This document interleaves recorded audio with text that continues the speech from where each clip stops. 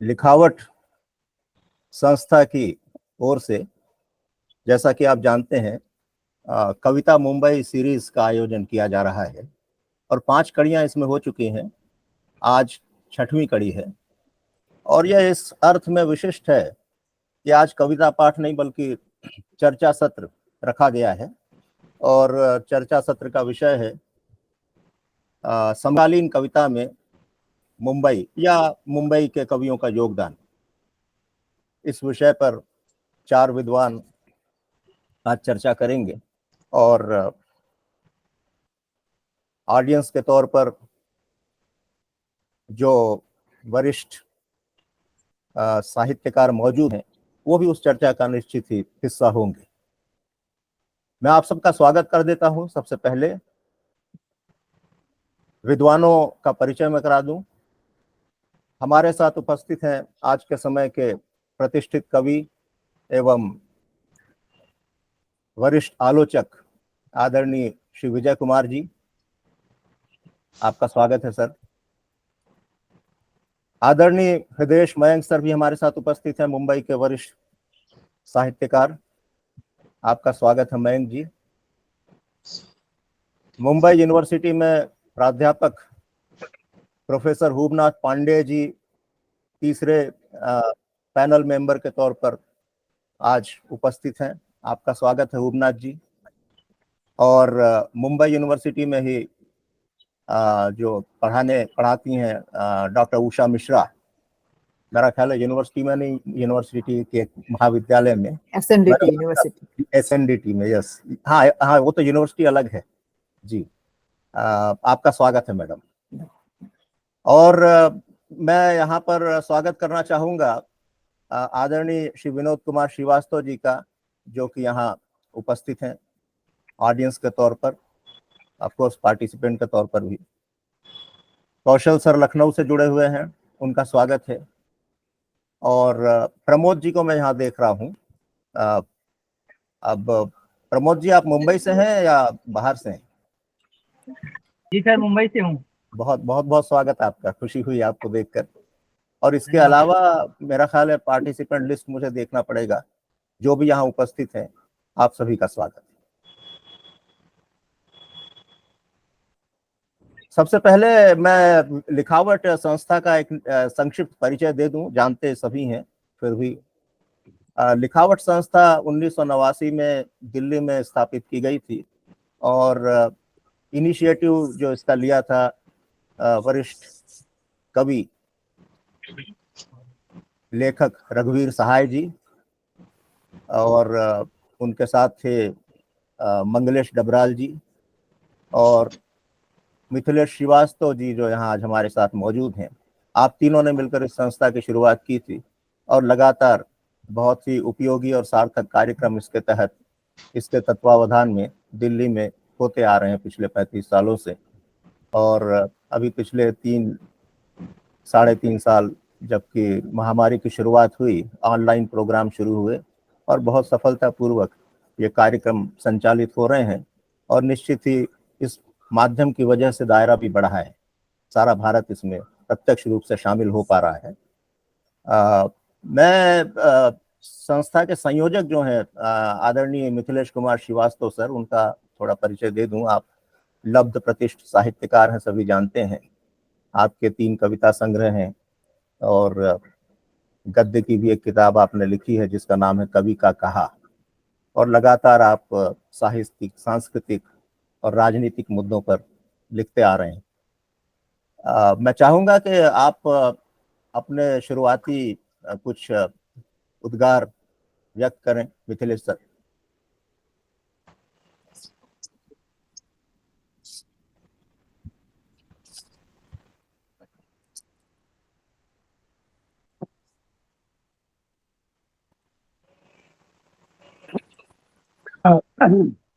शुक्रिया प्रशांत जैन, और आज के सभी साहित्यकार मित्रों का भी शुक्रिया और नमस्कार। आज हमने एक लीक से हटकर एक अलग विषय का चुनाव किया है, जिसमें साहित्य के केंद्र में एक महानगर का व्यक्तित्व, आखिर एक महानगर कैसे एक साहित्यिक केंद्र बन जाता है, एक सांस्कृतिक केंद्र बन जाता है, उसकी क्या खूबियां होती हैं और कैसे वो साहित्यकारों को आकृष्ट करता है अपनी ओर और उन्हें कैसे प्रेरित करता है, या वाइस वर्सा उल्टी बात भी, कैसे साहित्यकार एक महानगर को बनाने में अपनी भूमिका निभाते हैं। हमने इलाहाबाद के बारे में खूब सुना है, वहाँ एक परिमल ग्रुप होता था और उसकी बैठकियों में लोग हिंदुस्तान से दूर दूर से आते थे और इलाहाबाद की गोष्ठियों में। लखनऊ का भी नाम सुना है, वह भी एक साहित्यिक केंद्र है। फिर धीरे धीरे दिल्ली भी एक केंद्र के रूप में उभरा और यहाँ मैंने देखा कि दिल्ली शहर साहित्यकारों को जीविका भी देता है और उनका सम्मान भी करता है। एक लंबी परंपरा है, एक लंबा इतिहास है। उसी तरह से मुंबई के बारे में भी हमने बहुत सुना है। कई प्रतिष्ठित हिंदी पत्रिकाएं वहां से निकलती रही हैं। एक समुद्र है जिसके किनारे वह बसा हुआ है और हमारे कई साहित्यकार वहाँ रहते आ रहे हैं। आज जो हमारे साथ हैं विजय कुमार जी, उनका जन्म, बचपन और पूरा समय इस महासागर के किनारे मुंबई महानगर में बीता है। तो हमें सालों से हृदय मयंक वहाँ रह रहे हैं, उसी तरह से खूबनाथ भी हैं और उषा जी भी हैं। तो शायद हमें इसके कई आयाम आज हमें जानने और समझने को मिलेगा। तो मैं चाहूंगा कि हमारे चारों संवादी अपने संवाद में मुंबई महानगर को केंद्र में रहकर अपनी बातें रखेंगे। धन्यवाद। प्रशांत, आगे बढ़ाएं। जी, शुक्रिया मिथिलेश जी। सबसे पहले मैं आगंतुक जो विद्वान हैं एज अ पैनल मेंबर, आपका परिचय करा दूं। संक्षिप्त परिचय मैं दूंगा, विस्तृत परिचय लिखावट के बहुत से प्रोग्राम हुए हैं, उसमें देखा जा सकता है, जो कि YouTube पर उपलब्ध है। सबसे पहले मैं डॉक्टर विजय कुमार जी का परिचय दूंगा। आप कवि, आलोचक, निबंधकार और अनुवादक हैं। 1948 में मुंबई में ही आपका जन्म हुआ, तो एक तरह से पूरी तरह मुंबई कर, बल्कि तीसरी पीढ़ी है मुंबई में आपके परिवार की। आपके 3 कविता संग्रह प्रकाशित हुए हैं, आलोचना की 4 पुस्तकें आपकी हैं और मैं इन पुस्तकों का जिक्र करना चाहूंगा। एक तो साठोत्तरी हिंदी कविता की परिवर्तित दिशाएं, और हम लगभग इसी तरह के टॉपिक पर आज डिस्कस करने वाले हैं। हालांकि ये समकालीन कविता है, साठोत्तरी से थोड़ा फर्क। आपने कविता की संगत, ये दूसरी आपकी आलोचना की पुस्तक है, कवि आलोचक मलयज के कृतित्व पर आपने एक मोनोग्राफ भी प्रकाशित हुआ है आपका, और कविता के पते ठिकाने। और आज एक आलोचक की दृष्टि से ही आप यहाँ अपना कंट्रीब्यूशन देंगे। आपके निबंध संग्रह बहुत 2 प्रकाशित हैं, और इसमें खिड़की के पास कवि, इसके बारे में मैं बताना चाहूंगा कि ये विश्व के 18 प्रमुख कवियों पर समीक्षात्मक निबंधों का एक संकलन है। और इसी तरह अंधेरे समय में विचार, 20वीं सदी के युद्धोत्तर यूरोपीय विचारकों पर पुस्तक। तो इस तरह से विश्व साहित्य के भी आप अध्येता रहे हैं। ये एक महत्वपूर्ण बात है। आपकी बहुत सारी कविताओं के अन्य भाषाओं में अनुवाद हुए हैं, अंग्रेजी सहित, और बहुत सारे लेख लगातार पब्लिश होते ही आ रहे हैं।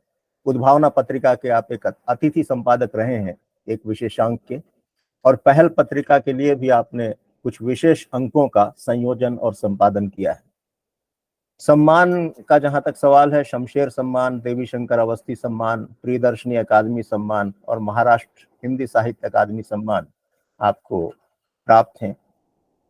बहुत बहुत स्वागत है विजय जी आपका। हृदयेश मयंक जी की का जहां तक सवाल है, आपका जन्म तो उत्तर प्रदेश में है, लेकिन पढ़ाई के लिए आप मुंबई आ गए थे, यानी आपको भी काफी साल एक तरह से मुंबई में हो गए हैं। हिंदी विश्वविद्यालय से आपने एमए किया है। हाँ, विजय जी का ये कहना भूल गया कि आपकी पढ़ाई भी हिंदी मुंबई यूनिवर्सिटी में हुई है। हिंदी में एमए और पीएचडी आपने मुंबई से किया है। तो हृदयेश जी पिछले लगभग 47 वर्षों से मुंबई के साहित्यिक परिदृश्य से जुड़े हैं और लगातार साहित्यिक और सांस्कृतिक गतिविधियों का में सहभागी भी रहे हैं और आयोजन भी करते आ रहे हैं। और चिंतन दिशा एक पत्रिका है जिसका संपादन आप कर रहे हैं, और एक किताब आपकी जो है, जो कि आज का जो टॉपिक है या डिस्कशन होने वाला है, सीधे उससे जुड़ती है। आपने मुंबई का साहित्यिक परिदृश्य एक पुनरावलोकन, यह पुस्तक आपने लिखी है, जिसमें मुंबई के सांस्कृतिक साहित्यिक जगत की हस्तियों और गतिविधियों पर आधारित यह अनोखी किताब है, और इसके लिए काफी शोध आपने किया है। आपके 5 कविता संग्रह प्रकाशित हैं, गीत नवगीत के 2 संग्रह हैं, गजल के 2 संग्रह हैं, एक कहानी संग्रह भी आपका है, और आलोचना की 2 पुस्तकें आपने लिखी हैं।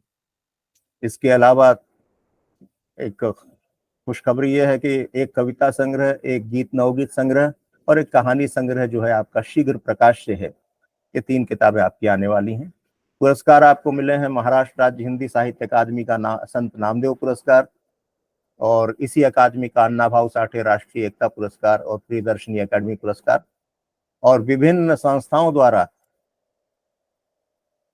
8 बार या 8 संस्थाओं द्वारा आप सम्मानित किए जा चुके हैं समय समय पर, और बड़ी लंबी फहरिस्त है, यहाँ तो इसका नाम लेने की जरूरत नहीं है। स्वागत है मयंक सर आपका। भूपनाथ पांडे जी जो हैं मुंबई यूनिवर्सिटी में पढ़ाते हैं, हिंदी साहित्य के प्रोफेसर हैं, और शोध पत्रिका जो निकलती है साहित्यिक या उनके विभाग से यूनिवर्सिटी से, उसके संपादक हैं, शोधावरी नाम है। इसके अलावा 2 और पत्रिकाओं के आप संपादक हैं।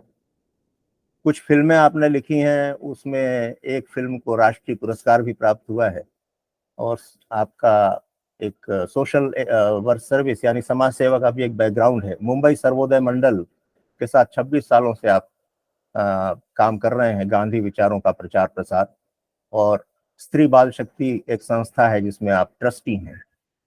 3 संग्रह आपके प्रकाशित हैं और 2 काव्य संग्रह आपके आने वाले हैं, खुशी की बात है। और लगातार आप साहित्य, संस्कृति, सिनेमा आदि पर लिखते आ रहे हैं। महाराष्ट्र राज्य हिंदी अकादमी का संत नामदेव पुरस्कार और प्रियदर्शनी अकादमी पुरस्कार के आप रेसिपिएंट हैं। भुवनाथ सर आपका बहुत बहुत स्वागत है। प्रोफेसर उषा मिश्रा, आप भी हिंदी यूनिवर्सिटी के, सॉरी अभी करेक्शन हुआ है, SNDT आप, लेकिन मुंबई यूनिवर्सिटी में आपका काफी जुड़ाव है मैडम, बहुत सारे कॉलेजों में बोर्ड ऑफ स्टडीज में है, और शायद शुरुआत में पढ़ाया भी होगा मुंबई यूनिवर्सिटी में जी, तो वो चीजें याद आ जाती। SNDT यूनिवर्सिटी में फिलहाल आप हैं HOD हिंदी, PhD और MPhil MAd वगैरह आपका साथ, और MAd नहीं MA, ये सारी पढ़ाई आपकी मुंबई यूनिवर्सिटी में हुई है। लगातार रिसर्च में आप सक्रिय हैं, कुछ PhD प्राप्त कर चुके हैं और कुछ स्टूडेंट आपके अंडर में PhD अभी कर रहे हैं। रघुवीर सहाय का काव्य चिंतन एवं शिल्प, यह आपकी एक किताब है, और यह भी लिखावट से जुड़ती है क्योंकि लिखावट के संस्थापक रहे हैं रघुवीर सहाय जी। और इसके अलावा लगातार लेख और समीक्षाएं आपने अलग अलग पत्रिकाओं के लिए लिखे हैं, और बहुत सारे रिसर्च पेपर तो है ही। संपादन आपने किया है कुछ किताबों का, जिसमें धर्मवीर भारती और उनका कथा साहित्य, और डॉक्टर वर्तमान सृजन संदर्भ और डॉक्टर शिवशंकर पांडे, ये 2 किताबें हैं जिनका आपने संपादन किया है। और कुछ पत्रिकाएं हैं जो महाविद्यालय से प्रकाशित हुई हैं, उनकी संपादिका आप रही हैं। एक और चीज है कि एक सेंट्रल यूनिवर्सिटी जो है, जिसका कि बड़ा नाम है हिंदी साहित्य के क्षेत्र में, और काफी साहित्यकार जुड़े हुए हैं, महात्मा गांधी अंतर्राष्ट्रीय हिंदी विश्वविद्यालय वर्धा, तो वहाँ भी समन्वयक के तौर पे आपने 5 साल काम किया है, 5 साल से ज्यादा है। और बहुत सारे बोर्ड ऑफ स्टडीज जो डिफरेंट महाविद्यालय होते हैं उसकी आप मेंबर रही हैं। शब्द सृष्टि पत्रिका के संपादन मंडल की आप सदस्य रही हैं, और महाराष्ट्र राज्य हिंदी साहित्य अकादमी मुंबई द्वारा आचार्य नंद दुलारे वाजपेयी पुरस्कार आपको मिला है, तो आपका भी स्वागत है। तो इस तरह से बहुत समृद्ध और विद्वान महानुभाव आज की इस चर्चा में उपस्थित हैं। मैं चाहूँगा कि इसकी शुरुआत की जाए, और सबसे पहले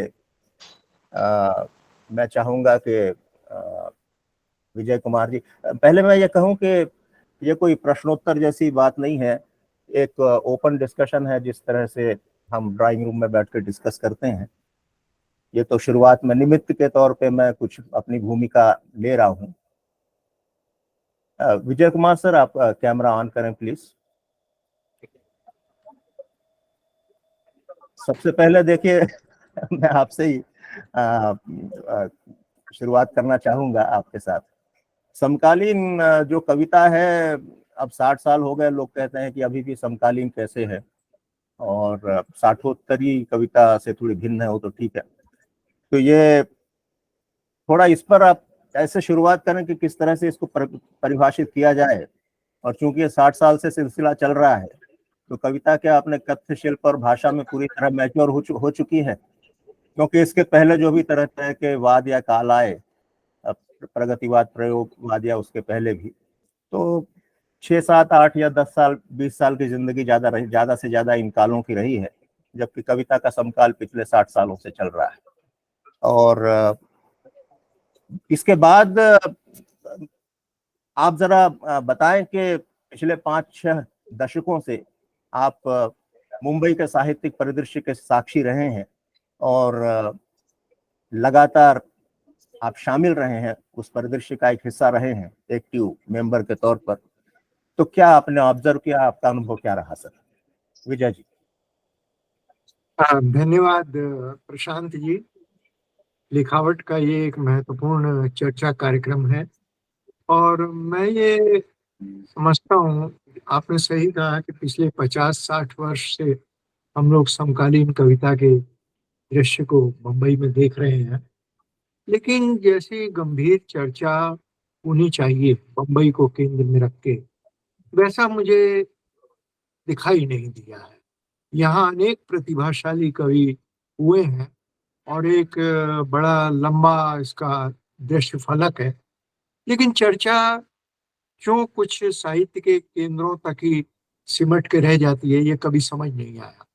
मैं मयंक जी से हमेशा कहता रहा हूँ कि हम लोग बाहर के केंद्रों की ओर देखते हैं, लेकिन इस बम्बई में साहित्य की, कविता की इतनी समृद्ध परंपरा है, हमारा मतलब एक वजूद क्यों नहीं बाहर पहचाना जाता?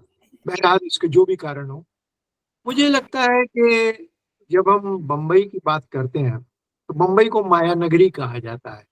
माया नगरी का मतलब ये है कि एक बम्बई जो वास्तविक है और एक बम्बई जो मिथक है। तो जब हम शहर, महानगर पर केंद्रित एक रचना की बात करते हैं, तो मूल बात परिवेश और मनुष्य अस्तित्व के क्या संबंध बनते हैं, उनकी बात हो जाती है। बम्बई की पृष्ठभूमि दूसरे शहरों से थोड़ा सा अलग इन अर्थों में है कि भारत के दूसरे प्रांतों से बम्बई या मुंबई की ओर एक आबादी का बड़ा पलायन होता रहा है पिछले 100 वर्षों में, और यहाँ धंधे रोजगार के लिए जो लोग यहाँ पर आए विस्थापित होकर, वे फिर यहीं बस गए।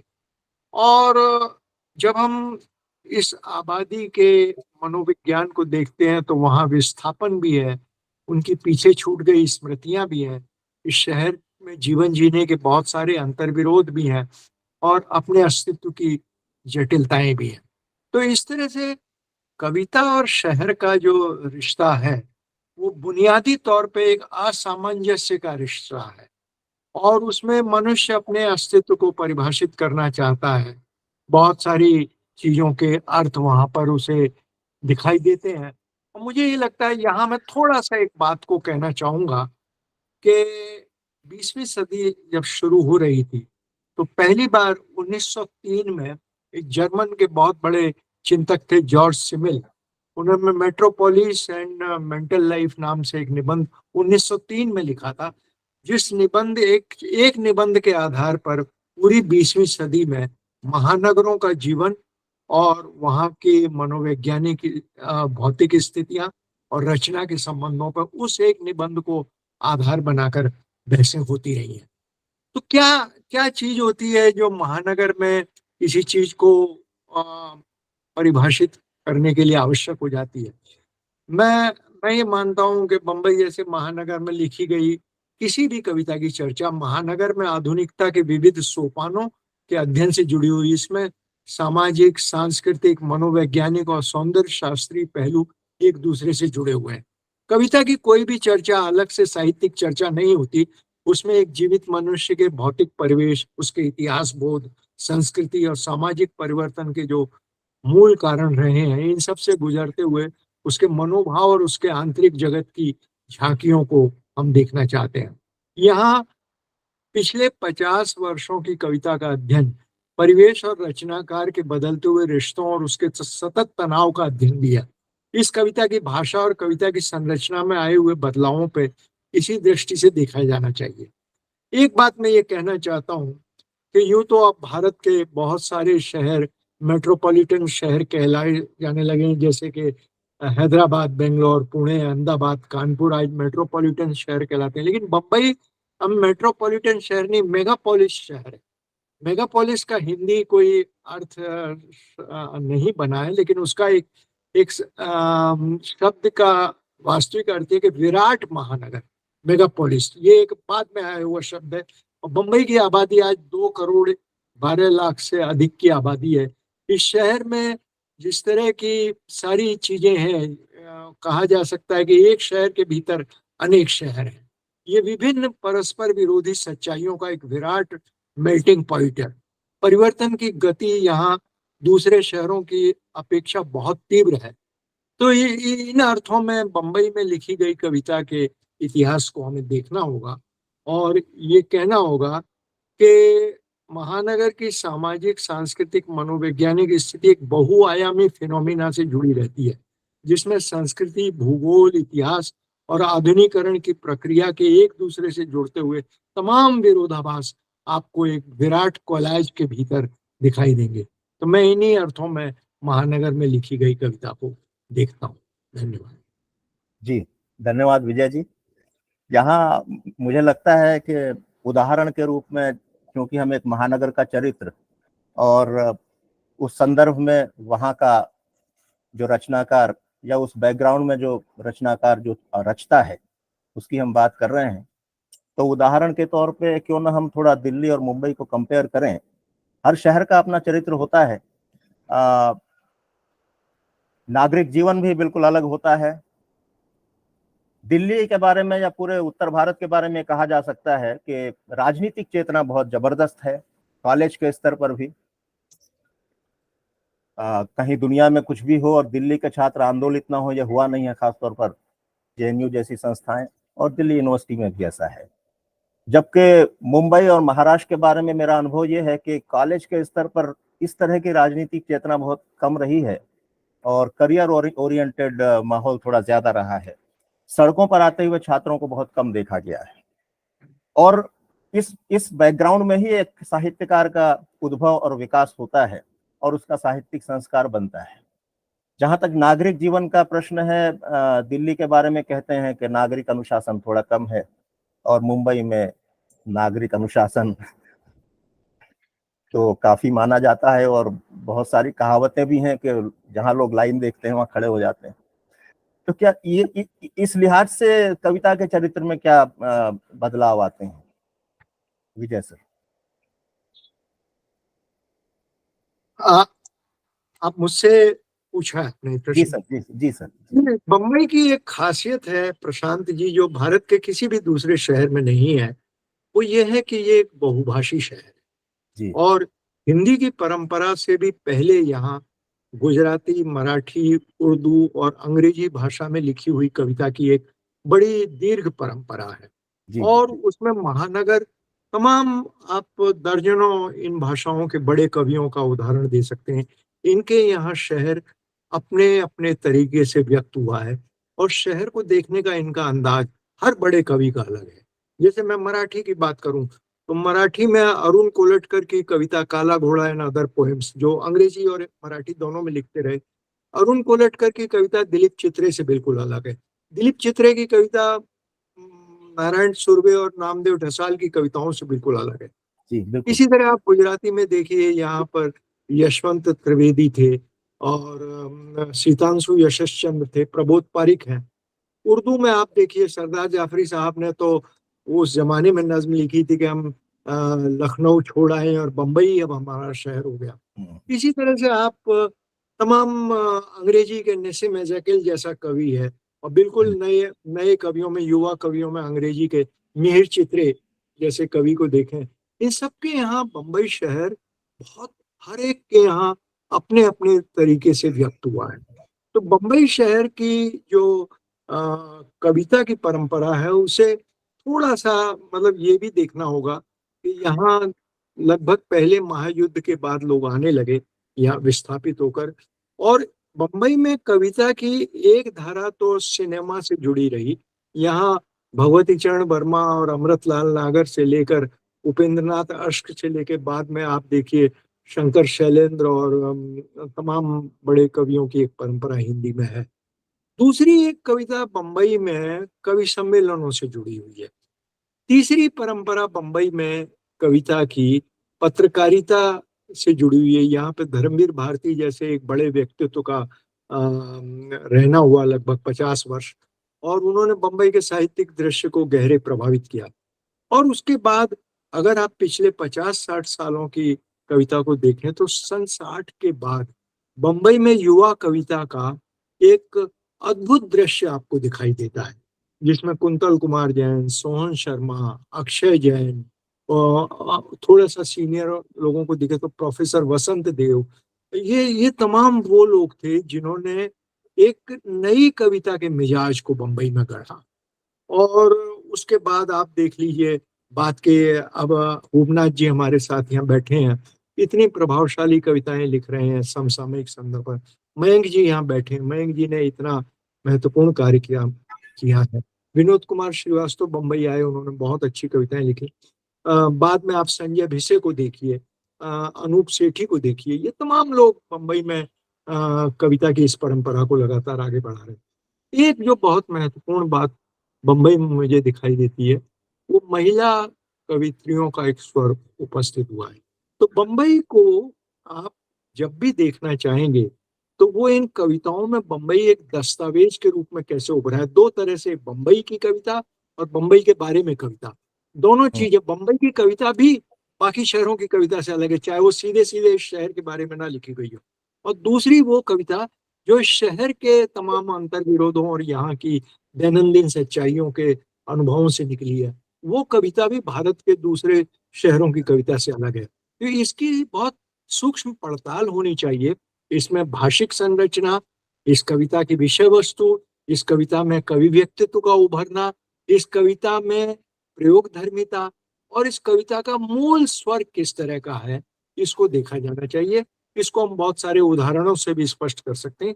ये बात हमें रखना चाहिए कि बहुभाषी शहर की रचनात्मक परंपरा के भीतर हिंदी कविता ने कैसे अपनी जगह बनाई है, इसको देखा जाना बहुत जरूरी है। जी, बहुत बढ़िया। और ये जो बहुभाषी परिदृश्य है, हिंदी, अंग्रेजी, गुजराती, मराठी, उर्दू, ये जो धाराएं यहाँ मुंबई में रही हैं, जैसा कि आपने बताया, इनके जो रचनाकार हैं या जो लेखक और कवि हैं, क्या इनके बीच पर्याप्त इंटरेक्शन हुआ है सर, या परंपरा ऐसी रही है?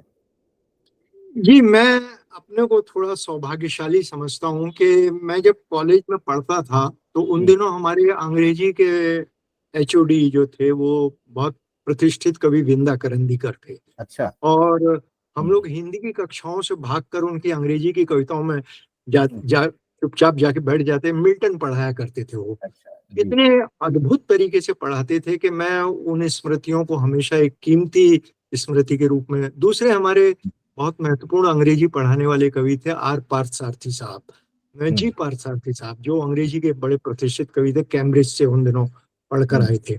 जी। मराठी में हमें नारायण सुर्वे, अरुण कोलटकर, दिलीप चित्रे का बहुत ही निकट साथ मिला, उनसे बहुत सारी बातें होती रही। गुजराती में सितांशु यशस चंद्र जी से बहुत ही अच्छा परिचय रहा।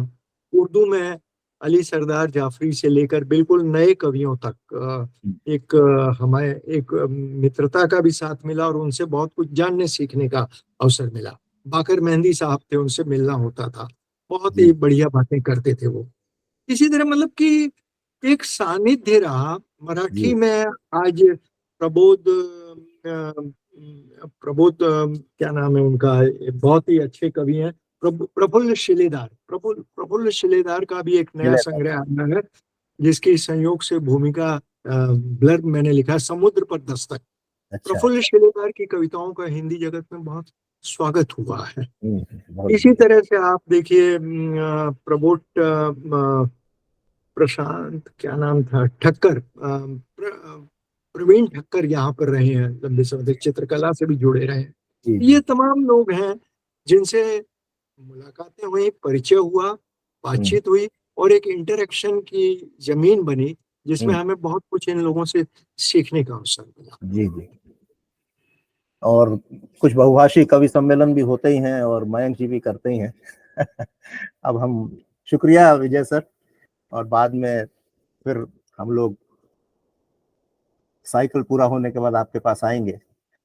मयंक जी, जरा अब आप बताएं कि आपने किस तरह से हिंदी उर्दू लेखकों की समृद्ध परंपरा और उसके विकास को देखा है, और आज़ादी के पहले यानी समकालीन कविता के उद्भव के पहले जो स्थिति थी भारत की, और उसके बाद संस्कृति कर्मियों की और लेखकों और साहित्यकारों, कवियों की क्या भूमिका रही, उसमें मुंबई के कवियों का या लेखकों का क्या योगदान रहा? बहुत बहुत धन्यवाद प्रशांत जी। विजय कुमार जी जब बोलते हैं तो ऐसा लगता है कि उन्हें लगातार सुनते रहना चाहिए। मुंबई के विशेषज्ञ हैं, यहीं पले बढ़े हैं, यहीं पैदा हुए हैं। यहाँ के बारे में जितनी जानकारियाँ और जितनी सूचनाएं विजय कुमार जी के पास है उतना अन्यों के पास नहीं है। मैं तो यहाँ 1971 में आया और चूँकि कविता की शुरुआत उत्तर प्रदेश की धरती से ही हो गया था। प्रोफेसर श्रीपाल सिंह छेम हमारे टीडी कॉलेज में प्राध्यापक थे, हिंदी के हेड थे। उनकी संगत में कविता के संस्कार मुझे मिले थे। मुंबई में आया तो आने के साथ ही मुझे लगा कि यहाँ के साहित्यिकों से हम जुड़े, और एक थोड़ी सी वर्गीय चेतना भी हमको हमारे पास थी। एक कॉमरेड राम पदारथ पांडे यहाँ मुंबई में थे जो सीपीआई के होल टाइमर थे। प्रशांत जी भी आप कह रहे थे कि मुंबई में क्रांतिकारी आंदोलनों या बच्चों को या कर्मचारियों को सड़क पे नहीं देखा है, लेकिन 70-71 के बाद जब मैं यहाँ आया तो एक दौर था कि पूरी सड़कें लाल हो जाया करती थी, लाल झंडे से। दादर से लेके आजाद मैदान तक श्रमिकों की, मजदूरों की, मिल कर्मचारियों की लाल झंडा लिए पार्टी का जब लोग चलते थे तो ऐसा लगता है पूरा शहर लाल हो गया है। तो यहाँ एक वर्गीय समझ थी और कम्युनिस्ट पार्टी के ढेर सारे आंदोलनों का जनक भी महाराष्ट्र रहा है। ऐसा नहीं है, बाद के दौर में चूंकि इतना क्षरण हुआ वैचारिक तौर पे, और हमारी वामपंथी पार्टियां जो हैं, वामपंथी जो विचारधारा के लोग थे वो तितर बितर हुए। उसके दूसरे कारण है, उस पर लंबी बातचीत की जा सकती है। लेकिन कविता का, जहाँ तक समकालीन कविता की बात जो मेरी समझ बनी है, कोई भी आंदोलन या कोई भी, चाहे वो साहित्यिक हो, सांस्कृतिक हो, राजनीतिक हो, एक दिन में पैदा होता नहीं। उसके कोई न कोई स्रोत पहले रहते हैं। आप अगर देखेंगे कि इन 50 सालों की जो कविता का, समकालीन कविता का जो स्रोत है, वो कहीं न कहीं पिछली शताब्दी से जुड़ता है। और उस सदी में अगर हम डिटेल में जाएँ तो बोल्शेविक क्रांति हुई, औपनिवेशिक गुलामियों से निजात मिला हमको, नस्लवाद के खिलाफ लड़ाइयाँ हुई, स्त्रियों में जागृति हुई, सामाजिक न्याय समता के आंदोलन हुए और विश्व बंधुत्व की एक नई दुनिया रची गई। शोषण और दमन के खिलाफ लोगों ने एक इजाद हुआ, बहुत सारे लोग खड़े हुए। आधुनिकतावाद का भ्रम टूटा। एक दौर में आधुनिकतावाद का बड़ा चस्का लगा था प्रयोगवादी कविता के दौर में, उसका एक भ्रम टूटा लोगों ने और पीढ़ियों में अंतराल आया। जब गांव से लोग पलायन करके महानगरों में आए, जैसे कि मैं आया, मेरे साथ घटा था, पढ़ाई करने के बाद रोजी रोटी की तलाश में महानगर में आया और जब तक नौकरी नहीं मिली तब तक भटकता रहा। लेकिन यहाँ आने के बाद एक तलाश तो थी मन में, ये था कि एक वैचारिक सोच के लोग हमको मिले जिनमें साहित्य तो हो और वैचारिक समझ भी हो। आखिर ये दो वर्गीय तरह के लोग क्यों हैं? मुंबई में मुझे देखने को मिला कि दोनों तरह की चेतना के लोग थे। जो लोग अखबारों से जुड़े थे या बड़े कॉलेजेस में प्राध्यापक थे या डॉक्टर धम्मवीर भारती का यहाँ चूंकि केंद्र था, हिंदी उर्दू के सारे बड़े लेखक उस दौर में यही थे मुंबई में, उर्दू के बड़े नामचीन लोग थे और इप्टा जैसी संस्था के लोग थे। हिंदी में भी बहुत सारे बड़े बड़े लोग, अभी विजय कुमार जी ने नाम लिया, यहाँ भारती जी तो थे ही, बसंत देव थे, डॉक्टर नंदलाल पाठक थे, डॉक्टर अविनाश सिंह थे, बहुत डॉक्टर बंशीधर पंडा जिसे कि परिमल ने मुंबई भेजा था, उनको भेजा था ये मान के कि एक नए चमकते हुए सितारे के रूप में यहाँ आए, लेकिन उन्होंने सोमैया कॉलेज ज्वाइन किया और जो एक राजनीतिक धार थी उनकी वो थोड़ी कुंद हुई संस्थानों से जुड़ के। लेकिन वर्गीय चेतना के लोग यहाँ रहे, ऐसा नहीं था कि नहीं रहे। और नक्सलवादी का बाद में उदय होता है, धीरे धीरे इन्हीं रुझानों के बाद जो है, इन्हीं संस्थानों से मोह भंग होने के बाद नक्सलवादी आंदोलन होता है और उसमें धूमिल, लीलाधर जुगड़ी, आलोक धनवा, वेणुगोपाल, कुमारेंद्र पारसनाथ, विजेंद्र ऋतुराज, ज्ञानेन्द्रपति जैसे कवियों का उदय होता है। और वो अकारण नहीं था, ये हालात थे जो पूरे, और महानगरों में उसका साफ साफ दिख रहा था। यहाँ शहर में रहते हुए दोनों चेतनाओं के लोग थे। मुझे ऐसा लग रहा था कि जैसे हम लोग एक लंगड़ी गोल के हों, गांव से जो विस्थापित होके आए थे, उनका कोई बहुत वजूद यहाँ नहीं था। जो कुछ भी उन्होंने अर्जित किया अपने श्रम से, अपनी मेहनत थे, और उस मेहनत और श्रम ने धीरे धीरे एक पुल का काम किया। जो महानगर में अखबारों में थे, बड़े संस्थानों से जुड़े हुए लोग, तो हिंदी अधिकारियों में बहुत सारे बड़े कवि थे। विजय कुमार जी भी हिंदी IDBI में उसके महाप्रबंधक होकर रिटायर्ड हुए।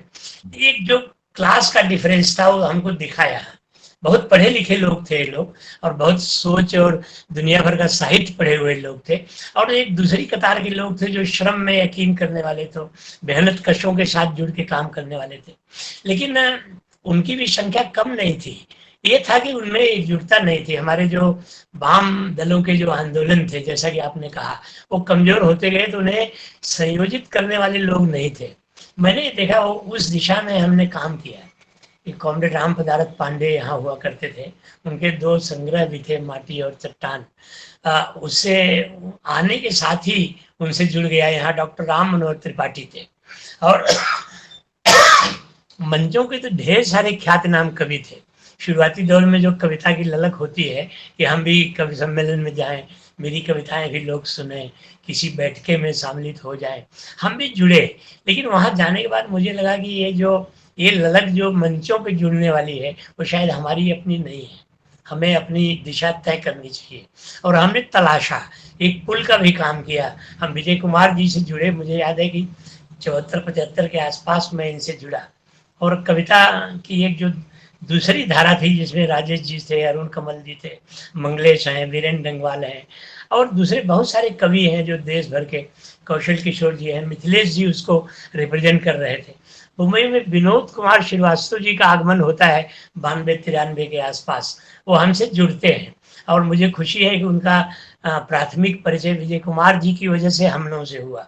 बड़े अच्छे कवि, उनके 3 संग्रह प्रकाशित हैं, सच मैंने बनाए नहीं, योजी में शब्द, और अभी अभी एक हॉल में ज्ञान रंजन जी ने उनका कविता संग्रह यहाँ विमोचित किया हमारे मीरा रोड के केंद्र पर। कुछ भी तो नहीं कहा। इस तरह के दूसरे बहुत सारे कवि हमारे यहाँ हिंदी में थे जिनके संग्रह आए। मेरा ऐसा मानना है कि मुंबई की कविता में, मुंबई की समकालीन कविता में योगदान की दृष्टि से अगर देखें तो जिन महत्वपूर्ण लोगों के संग्रहों का योगदान है उनमें विजय कुमार जी के संग्रह हैं। अदृश्य हो जाएंगी सूखी पत्तियां, चाहे जिस शक्ल से, रात पाली और मेरी प्रिय कविताएं। विजय कुमार जी ने कविता की संगत, कविता के पते ठिकाने, दो जो आलोचनात्मक किताबें लिखी हैं, उसने एक दृष्टि दी समकालीन कविता को समझने बूझने की, जिस पर उन्हें समझेर सम्मान और देवी शंकर अवस्थी सम्मान भी मिला। विनोद दास जी यहाँ आए, जुड़े, हालांकि बेसिकली वो लखनऊ और दिल्ली वाले थे। उनका एक संग्रह इस महानगर की देन है, कुजात, जो अभी अभी आया है। पहले उनका एक संकलन था, खिलाफ हवा से गुजरते हुए। यहाँ अनूप जी का एक संग्रह पहले जगत में मेला निकला, चौबारे पर एका लाख निकला। हरजिंदर सेठी जी का संग्रह था, यह चुप रहने का समय नहीं है।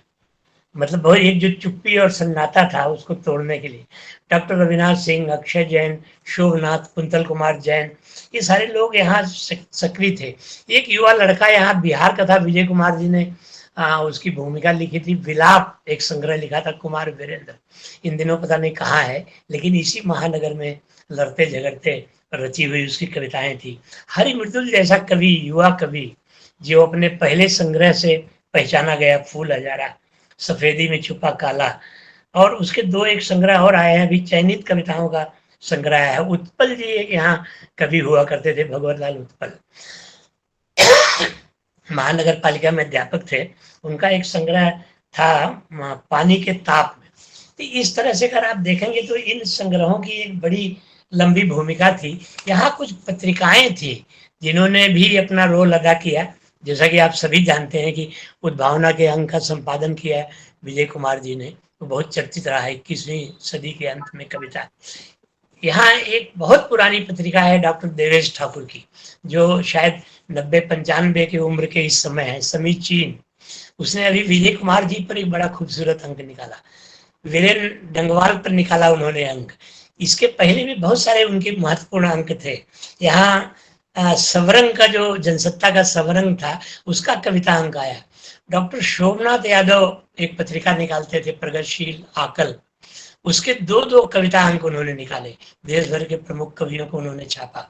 और धर्मिक जैसी पत्रिका तो थी, मैं बड़े नामों का चर्चा नहीं ले रहा हूँ, बताने की उनकी जरूरत नहीं है। लेकिन मेरे आने के बाद जो कविता को आगे ले जाने वाले लोग थे, उनका चर्चा करना। यहाँ डॉक्टर कृष्ण लाल शर्मा जी थे, एक अन्यता नाम की पत्रिका निकालते थे। हरजिंदर जी आकलन निकालते थे। हस्तीमल जी की काव्या थी, जो कविता की पत्रिका थी, गजलें छापते थे, कविताएं छापते थे। और मैंने भी खुद चिंतन दिशा 86 से निकालना शुरू किया। बाद में वो पत्रिका के फॉर्म में हमने भी बड़ी, विनोद दास पर अंक निकाला, हमने त्रिलोचन पर अंक निकाला, जगदम्बा प्रसाद दीक्षित पर निकाला। हम लोग हमेशा कोशिश करते रहे, और जिन नामों का मैंने उल्लेख लिया इन सबके संग्रह हैं और सबके काफी योगदान है, मतलब समकालीन कविता परिदृश्य में। ये है एक कमी हमको खटकती रही है कि विजय कुमार जैसे लोग और एक दो इस शहर में होते तो यहाँ कविता का भी माहौल थोड़ा और अलग हो जाता था। विनोद जी के आने के बाद थोड़ा सा हम उनसे जुड़े, लेकिन चूंकि वो जिस जगह पे थे वहाँ न उनसे रोज मिला जा सकता था, या न उनसे बहुत सामाजिक सांस्कृतिक जलसों में हमेशा उनकी भूमिका। लेकिन यहाँ पैरेलल कई संस्थाएं बनी जिन्होंने कविता के लिए काम किया। स्वयं स्वर संगम फाउंडेशन हम लोगों ने बनाया 77 में, और उसके बाद लगातार मेरा अनुमान है कि 300-400 गोष्ठियां हम कर चुके हैं कविता को लेके। किसी कवि लेखक की जब किताबें आती थी तो हम लोग उनको लेके काम करते थे, लेकिन हमको प्रेरित करने वाले ये लोग थे जिनके नामों का हमने उल्लेख किया। यहाँ अगर देखा जाए, सच में पूछा जाए, एक विरासत कवि शील शिव वर्मा की यहाँ थी। शील जी इस महानगर में रहते थे और मुझे जब भी शील जी बात के दौर में बम्बई आए, उनको लेके हम लोगों ने यहाँ कार्यक्रम रखे, उनसे बातचीत की। शिव वर्मा जी से हमारी मुलाकात यहाँ थी इसी शहर में। तब तक तो जनवादी लेखक संघ का भी गठन हो गया था और हमारे दूसरे संगठनों का भी।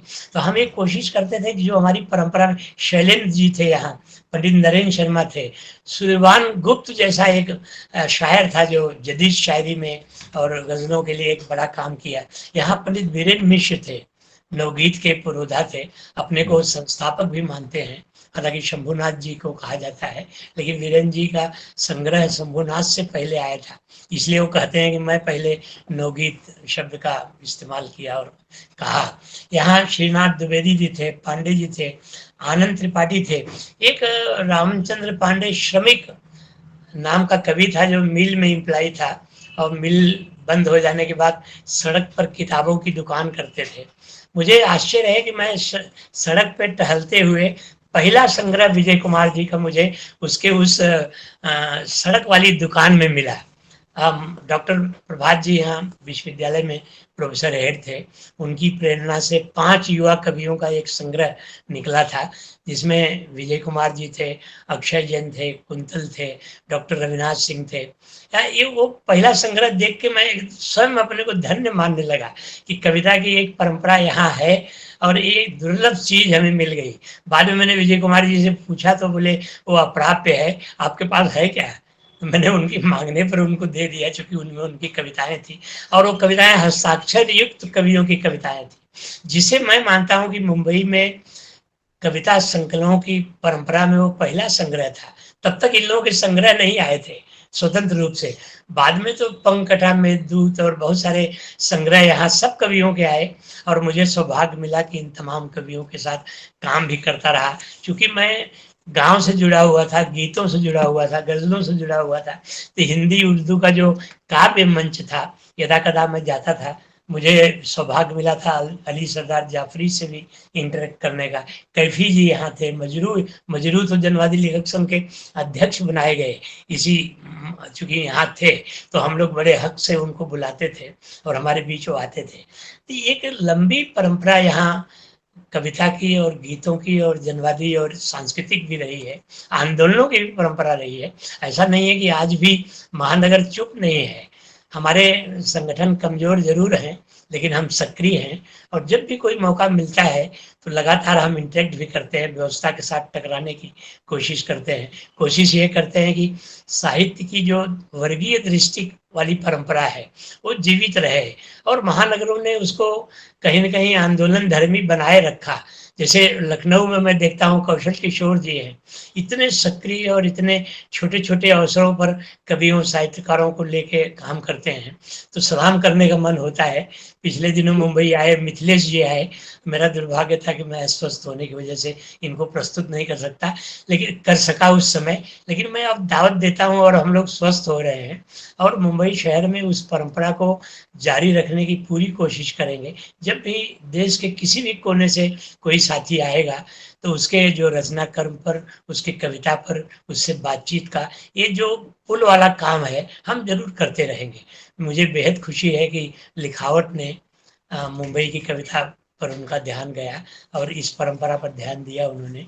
और प्रशांत जी, पहले हम नहीं परिचित थे, लेकिन अब तो आप मुंबईकर हैं, मुंबई में हैं, हम आपका यहाँ उपयोग भी करना चाहेंगे, क्योंकि हमारे पास बहुत सारे अवसर हैं, बहुत सारे मौके हैं, बहुत सारे फ्रंट्स पर हम उस समकालीनता को मनाते हैं, जिलाए रखने की कोशिश करते हैं। अब आप जैसा गुणी व्यक्ति हमसे जुड़ेगा तो बहुत खुशी होगी हमको कि हम लोग यहाँ अन्य फ्रंट्स पे भी काम करेंगे। वैचारिक तौर पर पार्टियों के लोग तो काम करते ही हैं और हम सांस्कृतिक हैं तो संस्कृति के स्तर पर जो कुछ कर सकेंगे हम लोग जुड़ेंगे। बहुत बहुत धन्यवाद सर, बहुत बहुत धन्यवाद। बहुत बहुत आभार हृदयेश जी।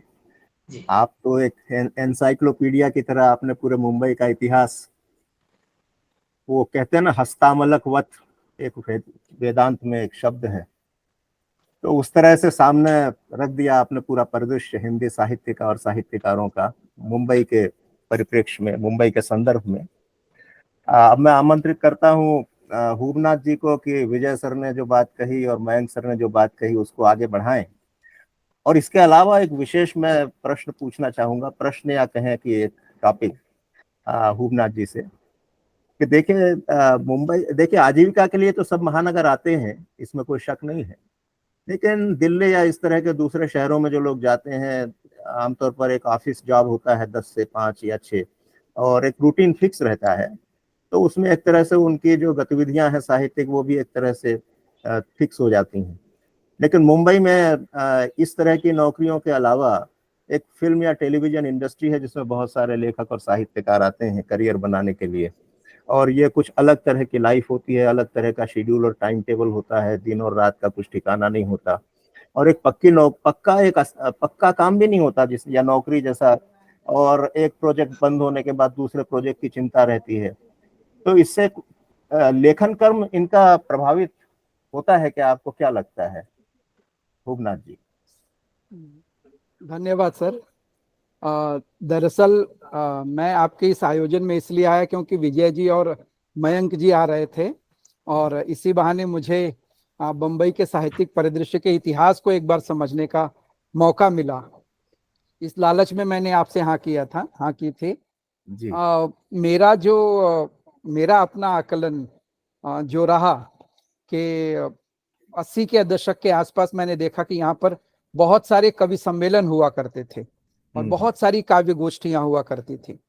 दरअसल मुंबई में कुछ व्यक्तिगत तौर पर और कुछ संस्थागत तौर पर काव्य गोष्ठियां, काव्य सम्मेलन, काव्य चर्चाएं निरंतर होती रही हैं। मुझे नहीं लगता कि उतनी काव्य गोष्ठियां भारत के किसी और शहर में उस तरह से होती रही होंगी, और वो रेगुलर रहा करती थी।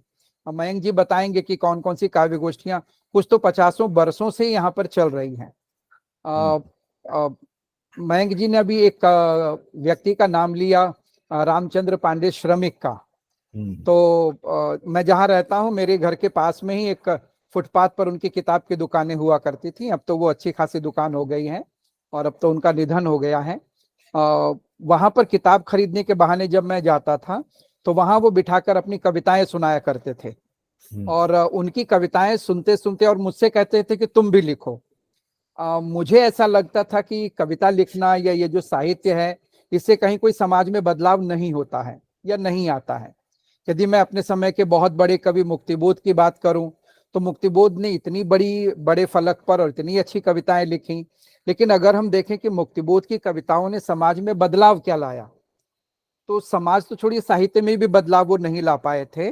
और बहुत सारे लोग तो मुक्तिबोध को पढ़ते भी नहीं हैं, या मुक्तिबोध अगर पाठ्यक्रम में नहीं लगे होते तो बहुत सारे लोगों को पता भी नहीं होता कि मुक्तिबोध कौन है। तो हालात तो मतलब मेरी समझ ऐसी थी। और मेरे जो मित्र थे जिनका नाम फिरोज अशरफ है, जिनका देहांत हुआ कुछ दिनों पहले, जो मुस्लिम समाज में लड़कियों की शिक्षा के लिए काम करते थे, उनसे जब बात होती थी तो वो यही कहते थे कि अगर तुम्हें कुछ परिवर्तन लाना है, कुछ करना है, तो समाज में काम करो। ये कविता लिखने से या कविता से कोई परिवर्तन होने वाला नहीं है। कविताएं वो लोग पढ़ते हैं जो ऑलरेडी सुधरे हुए लोग हैं, जो शरीफ हैं, जो समझदार हैं, जो संवेदनशील हैं। वो अगर पढ़ भी लेंगे तो वो उनकी संवेदनशीलता में कोई बहुत ज्यादा फर्क पड़ने वाला नहीं है। लेकिन जो क्रूर माहौल है, वो तो वहां तक तुम्हारी कविताएं भी नहीं पहुंचेंगी और उन पर कोई फर्क भी नहीं पड़ेगा। तो वो बात मुझे थोड़ी सी लॉजिकल लगती थी। तो वैसे भी मैंने कविता लिखना, हाँ कविताएं मैं सुना करता था। मयंक जी को तो मैं 80 के दशक से ही सुन रहा हूँ। विजय जी को सुनने का मौका नहीं मिला क्योंकि वो ऐसे जो कवि सम्मेलन हुआ करते थे उसमें वो आते ही नहीं थे उन गोष्ठियों में। पर वो श्रमिक जी जो थे वो ये कहते थे, उस समय श्रमिक जी की, जैसे वो मिल में काम करते थे, मैं बीएसटी में काम करता था। हमारे यहाँ भी यूनियन हुआ करती थी। नई दत्ता सामंत की यूनियन हमारी बीएसटी में प्रवेश कर रही थी। जॉर्ज फर्नांडिस का वहां पर वर्चस्व हुआ करता था। फिर शिवसेना भी धीरे धीरे अपने कदम बढ़ा रही थी। तो उससे जो हम वर्कर्स थे, उन लोगों के अंदर अपनी एक वर्गीय चेतना और एक जुड़ाव तो हमारे भीतर था ही। तो वहां पर उन लोगों के लिए हमारे यहाँ पर कविताएं लिखी जाती थी, हमारे वर्कशॉप्स में या मजदूरों में, या उन मुद्दों पर लिखी जाती थी। तो ये सारा तो चलता रहता था, लेकिन वो सारा जिसे हम कहते हैं ना, वो तुकबंदी टाइप की या सुपरफिशियल ढंग की कविताएं हुआ करती थी। तो वहां से श्रमिक जी के मार्गदर्शन में मैंने ऐसे कुछ तुकबंदियां करनी सीखी। और एक और बात मैं बताना चाहूंगा कि विले पार्ले में एक काव्य गोष्ठी हुआ करती थी, मेरे ख्याल से बनवारी लाल गुप्ता उनका नाम था, मयंक जी को पता होगा। तो वे अपने घर पर गोष्ठी करते थे और वो ऐसे गद्दे वद्दे लगाकर गांव तकिए में बैठते थे और हम सारे कवि वहां पर बैठकर कविताएं लिखते थे। तो बहुत सारी कविताएं मैंने उस काव्य गोष्ठी में जाने के लिए लिखी थी, क्योंकि वो काव्य पाठ के बाद वो पूरी सब्जी खिलाया करते थे। तो हाँ, तो उसमें मैं और मेरे मित्र और श्रमिक जी और बहुत सारे लोग हैं जो अभी भी वो काव्य गोष्ठी चल रही है। अभी भी गुप्ता चल जी रही के जाने के बाद भी उनके बेटे, अब तो उतने बड़े पैमाने पर नहीं, अपने ऑफिस के छोटे से जगह पर वो काव्य गोष्ठियां अभी भी निरंतर करते हैं। वो मेरे ख्याल से रविवार को गोष्ठी होती है। तो ये गोष्ठियां इस तरह की हुआ करती थी। और जो हमारा हिंदी का कवि था हमारे यहाँ पर, हिंदी कवियों की कई, अभी एक नाम हम भूल गए थे, आलोक भट्टाचार्य का। तो एक, हाँ, वो एक बहुत बड़ा नाम था और जिसको हम आंदोलनकारी कविता कहते हैं, वो मैंने आलोक भट्टाचार्य, और वो पढ़ते भी उतने ही जोश के साथ थे। तो उस तरह के, और जैसे उत्पल जी का नाम लिया, हम मुंबई यूनिवर्सिटी में चर्च गेट में पढ़ते थे और वहाँ उत्पल जी हमें मिल जाते थे और 10-12 विद्यार्थियों को लेकर साथ साथ चलते चलते एक जगह रोककर अपनी वो एक कविता सुनाते थे। फिर पास में कहीं कोई चाय की गुमटी या कुछ मिल जाता तो हम सबको वो चाय पिलाते थे। तो उनके चाय के लालच में हम उनके साथ साथ वीटी स्टेशन तक जाते थे और वहां तक जाने में करीब हमें 2-2.5 घंटे लग जाते थे। और उत्पल जी खूब एकदम भाव विभोर होकर, उनकी अंधेरा एक कविता थी जो वो बार बार हमें बताया करते थे। तो इस तरह के बहुत सारे कवि, अभी हस्ती जी का नाम मयंक जी ने लिया, जब मैं हस्ती जी के साथ जुड़ा उसी काव्या के साथ, तब जाकर मैं धीरे धीरे कवियों को जानने लगा और कवियों से मेरी जान पहचान। और हस्ती जी की जो दुकान थी वो तो कवियों का एक अड्डा हुआ करती थी। वहां पर उर्दू के फाकिर साहब भी होते थे, मदन पाल भी होते थे, बीनू महेंद्र भी होते थे, आशकरण अटल होते थे, और भी लोग वहां पर आया करते थे। मयंक जी से भी मेरी मुलाकात शायद हस्ती जी की दुकान पर ही हुई होगी या उन्हीं के संपर्क में हुई थी। तो हस्ती जी अपने आप में एक संस्था जैसे ही हुआ करते थे। अब तो वो काव्या बंद हो चुकी है, पर ऐसे हस्ती जी जैसे बहुत, एक और काव्य गोष्ठी जो मैंने तो नहीं सुनी है, विजय जी को पता होगा, कालबा देवी में एक गोष्ठी हुआ करती थी जहाँ पर इंदिवर जैसे कवि हुआ करते थे, कविता पढ़ा करते थे। अग्रवाल की गोष्ठी थी। हाँ, अग्रवाल जी। और वहीं से शैलेंद्र को पृथ्वीराज कपूर ने सुना और राज कपूर का पता दिया कि उनके पास जाइए। तो इस तरह से और हमें ये स्वीकार करना पड़ेगा कि इसमें जो मारवाड़ी थे या राजस्थानी थे, उनकी भूमिका बहुत महत्वपूर्ण थी। मैं जिस विद्यालय से था, रुइया स्कूल से, तो रुइया स्कूल का जो मैनेजमेंट था, वो मैनेजमेंट हर साल बड़े कवियों को बुलाता था। वहां काका हाथरसी भी आया करते थे, बाल कवि बैरागी भी आया करते थे, उसके अलावा वीरेंद्र मिश्र को हमने वहीं कई बार सुना था। तो लगभग सारे बड़े कवियों को, और हमारे जो प्रिंसिपल थे वो भी अपने आप में एक अच्छे कवि थे, डॉक्टर इंद्र बहादुर सिंह। अब तो वो नहीं रहे, पर इंद्र बहादुर सिंह भी अच्छे कवि हुआ करते थे। तो संस्थागत तौर पर जैसे मारवाड़ी कमर्शियल विद्यालय था, रुइया स्कूल था, तो उसके अलावा जो कॉलेजेस हुआ करते थे, उन कॉलेजेस में भी जो कवि सम्मेलन या काव्य गोष्ठियां होती थी या बड़े कवियों को बुलाने की एक परंपरा थी। जैसे बहुत बड़े कवियों जैसे नरेश मेहता को या नरेंद्र शर्मा को हमारे यहाँ बांदीवड़ेकर जी बुलाया करते थे, और हमारे फोर्ट के सभागृह में शिव प्रसाद सिंह या धर्मवीर भारती या अज्ञे जी, इन सबको बुलाया जाता था और वो वहां पर काव्य पाठ किया करते थे। बीएल रुइया में बच्चन जी का सत्कार हुआ था भारत भारती प्रेस। जी सर जी। और ज्योति कलश नामक जो उनका अभिनंदन ग्रंथ है वहीं से प्रकाशित हुआ। जी सर। तो ये ऐसे मैं बाकी शहरों के बारे में उतना तो नहीं जानता, पर हिंदी कविता और हिंदी साहित्य को लेकर मुंबई में जितना उत्साह है, और यहाँ पर ऐसे भी कि लोग अपनी जेब से पैसे लगाते हैं और गोष्ठियां करते हैं। बाकी जगहों पर मुझे लगता है कि गोष्ठियां करके पैसे कमाने की भी एक परंपरा रही होगी, पर बंबई में ऐसा नहीं रहा।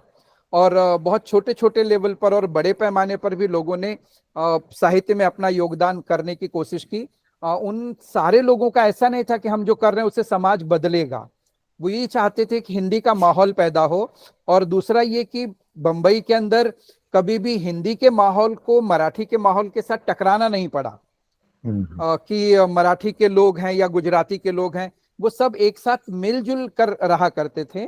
और जैसे आपने अभी कहा कि लोग बाहर से आते हैं, बंबई इस मायने में खास है क्योंकि यहाँ पर कुछ त्योहार जैसे गणपति है, या अभी कृष्ण जन्माष्टमी होगी, या दशहरा होता है, ये कुछ ऐसे त्योहार होते हैं जो सार्वजनिक हो जाते हैं। इसमें फिर आप किसी भी जाति के हो, किसी भी धर्म के हो, किसी भी वर्ग के हो, आपको शामिल होना ही पड़ता है, क्योंकि ये एक यहाँ की एक सांस्कृतिक नदी है जिससे बचकर आप नहीं निकल सकते हो। और वो सारे धर्मों के, सारे वर्णों के, सारे वर्गों के लोग उसमें शामिल ही हो जाया करते थे। तो वो जो बाहरी व्यक्ति वाला जो कंसेप्ट था, हालांकि शिवसेना ने बहुत कोशिश की 1967 से लेकर आगे तक भी कि ये भेद पैदा हो मराठी मानुस और बाहरी का, लेकिन वैसा पॉलिटिकल तौर पर हुआ होगा शायद, पर आम तौर पर वैसा कुछ हुआ नहीं। वैसा नहीं। हालांकि उसके लिए दंगे भी करवाए गए, इन सब चीजों के दंगे हमेशा करवाए जाते हैं, और फिर उस दंगे के खत्म होने के बाद जो फंडामेंटलिज्म है वो थोड़ा सा और मजबूत हो जाता है। बावजूद उसके कि बंबई के जो लोग थे वो आपस में लगातार एक दूसरे के साथ जुड़े रहे, मेरे ख्याल से 92 तक जुड़े रहे, ऐसा मैं कह सकता हूँ। 92 के बाद चूंकि वो जो बांटने वाली शक्तियां थी वो लगातार ताकतवर होती जा रही थी, और फिर उनकी ताकत के सामने ये जो सारे असंगठित लोग थे वो कमजोर होते जा रहे थे। मेरे बचपन में मेरे घर के आसपास करीब सिखों के 6-7 घर थे। आज मेरे घर के अगर मैं कहूं कि 1 किलोमीटर के दायरे में सिख का एक घर भी नहीं है। मतलब मैं जब सड़क पर चलता हूं तो मुझे सिख दिखाई नहीं पड़ते, और जब कभी सिख दिखाई पड़ते हैं तो मैं खुश हो जाता हूं कि अरे ये भी हैं। तो ये चीज मैंने कभी सोचा नहीं था। तो वो चीजें 92 के बाद या 84 के बाद ये चीजें बंबई का भी इस तरह से, जिसको हम कहते हैं कि अलग अलग जगहों पर अलग अलग बंबई होने लगी। पहले ऐसा नहीं था, और अभी भी हम कभी कभी सुनते हैं कि कुछ इलाके पाकिस्तान कहलाए जाते हैं। तो बंबई में कई पाकिस्तान हैं, एक बांद्रा में पाकिस्तान है, एक भिंडी बाजार में पाकिस्तान है, एक मीरा रोड में पाकिस्तान है। तो ये जो परंपराएं 92 के बाद, और लगातार इसको बल दिया जा रहा है। अब तो हमारा जो मीडिया इतना ज्यादा ताकतवर हो रहा है और वो फुल टाइम इसके पीछे पड़ा हुआ है, और ये चीजें भी अब कविता में आने लगी हैं, ये चीजें अब लोगों की समझ में भी आने लगी हैं। जैसे कि मुझे उम्मीद थी, जो तरक्की पसंद शायरी या जो प्रगतिशील आंदोलन रहा, उसमें मैंने देखा कि चाहे वो मंटो हो, बेदी हो, या इस्मत आपा हो, इन लोगों की कहानियां हिंदी कहानियों से ज्यादा ताकतवर हुआ करती थी। ये ज्यादा ताकत के साथ वो बातें करती थी। बाद में धीरे धीरे वो उर्दू शायरी इस तरह से कमजोर कमजोर होते होते आज हालत ये है कि वहां पर ये सारे स्वर नहीं सुनाई पड़ते हैं, या बहुत दबे दबे से सुनाई पड़ते हैं। तो वो जो एक तरह का डर भरा माहौल पैदा किया जा रहा है या किया गया है, वो भी एक बहुत बड़ा कारण है कि खुलकर, और अब तो पिछले 8-9 सालों में या 5-6 सालों में खुलकर बोलने की तो हिम्मत ही नहीं रही, या फिर एक डर जैसा माहौल है जहां पर कविताएं उतनी ताकत के साथ नहीं आ रही जितनी ताकत के साथ आनी चाहिए थी। जैसे हमने अंग्रेजों के जमाने में जो जिस तरह की नज़में लिखी थी, जिस तरह की गजलें लिखी थी, यदि आप वो अब तो वो प्रकाशित नज्म शुदा, जब्त शुदा नज़में जिनको बैन किया गया था, उस समय हम अंग्रेजी शासन के खिलाफ तो खुलकर बोल सकते थे। इवन इमरजेंसी के समय पर भी हमने बोला था, और हमारे बहुत सारे साहित्यकारों ने तो खुलकर विरोध किया, नागार्जुन ने खुलकर विरोध किया। लेकिन वैसा विरोध अब मुझे नजर नहीं आ रहा है। अब उसके वजह जो भी हो, तो जो बंबई का योगदान रहा साहित्य में और कविता में, हालांकि उस तरह से वो प्रतिष्ठित नहीं हो पाया, या कहें कि पुरस्कृत नहीं हो पाया, क्योंकि वो राजधानी से थोड़ा दूर रहा, और यहाँ के लोग भी अपने आप में मसरूफ रहे। कुछ लोग थे जिन लोगों ने उसका फायदा उठाना चाहा और उठाया होगा, पर ज्यादातर लोग अपने काम में और अपने लेखन कर्म में ही सीमित रहे। उन्होंने उसका कोई लाभ उठाने की कोशिश नहीं की। ये बंबई का नेचर ही कुछ इस तरह का है, जो जिसको हम मजदूर वर्ग का या जो हम श्रमिक वर्ग का कहते हैं नेचर, वो उसी तरह का है, अपने काम से काम रखता है। तो कुछ इस तरह की स्थितियां हमारी इस शहर में रही। और जहां तक मेरी बात है, मुझे दुनिया में तो नहीं मैंने देखा कभी, लेकिन हिंदुस्तान के किसी भी शहर से सबसे ज्यादा खूबसूरत और ज्यादा अच्छा शहर मुझे मुंबई ही लगता है। और मुझे नहीं लगता कि इसको छोड़कर मैं कहीं और जाकर रह पाऊंगा कुछ दिनों तक। घूमने भले चला जाऊं, पर रहने के लिए मुंबई सबसे बेहतरीन शहर है मेरी जाती तौर पर। जी जी जी, बहुत बहुत शुक्रिया हुबनाथ जी। और एक आपने अपनी बात में इस चीज को रेखांकित किया कि जो जाति और धार्मिक आधार पर जो माहौल बदला है, निश्चित ही वो दुखद है। और वीरेंद्र डंगवाल जी की एक कविता है, अच्छे दिन आएंगे, तो निश्चित ही आएंगे। आ चुके हैं सर। जी बिल्कुल, लग रहा है, आहट है जी। आदरणीय उषा मिश्रा जी, आपका स्वागत है कि इस चर्चा को आगे बढ़ाएं। समकालीन परिदृश्य और मुंबई के कवि। जी बहुत बहुत धन्यवाद। इस लिखावट से जुड़कर, जैसा कि आपने पहले संकेत भी किया, आपने अपनी बात कही कि रघुवीर साहब पर मैंने काम किया और मुझे नहीं पता था कि इस तरह की लिखावट संस्था की शुरुआत में उनका बहुत बड़ा योगदान था या वहां से ही शुरू हुआ। तो मुझे एक अलग तरह की खुशी है यहाँ से जुड़ करके। अब रही बात मुंबई के परिदृश्य पर, जो साहित्यिक परिदृश्य है, 3 विद्वानों ने तो इतना कुछ समेट लिया है कि अब मैं कहाँ और कहाँ से कैसे बात शुरू करूं, मुझे वो देखना पड़ेगा। एक होगनाथ जी के उस बात से मैं अपनी बात करती हूँ कि जहां वो कहते हैं कि कविताएं सीधे सीधे बदलाव नहीं लाती हैं। बेशक मैं उसको मानती भी हूँ, लेकिन ये भी हमको देखना होगा कि कविताएं भले ही आंदोलनों की तरह बदलाव नहीं लाती हैं, लेकिन कविताएं आंतरिक बदलाव लाती हैं।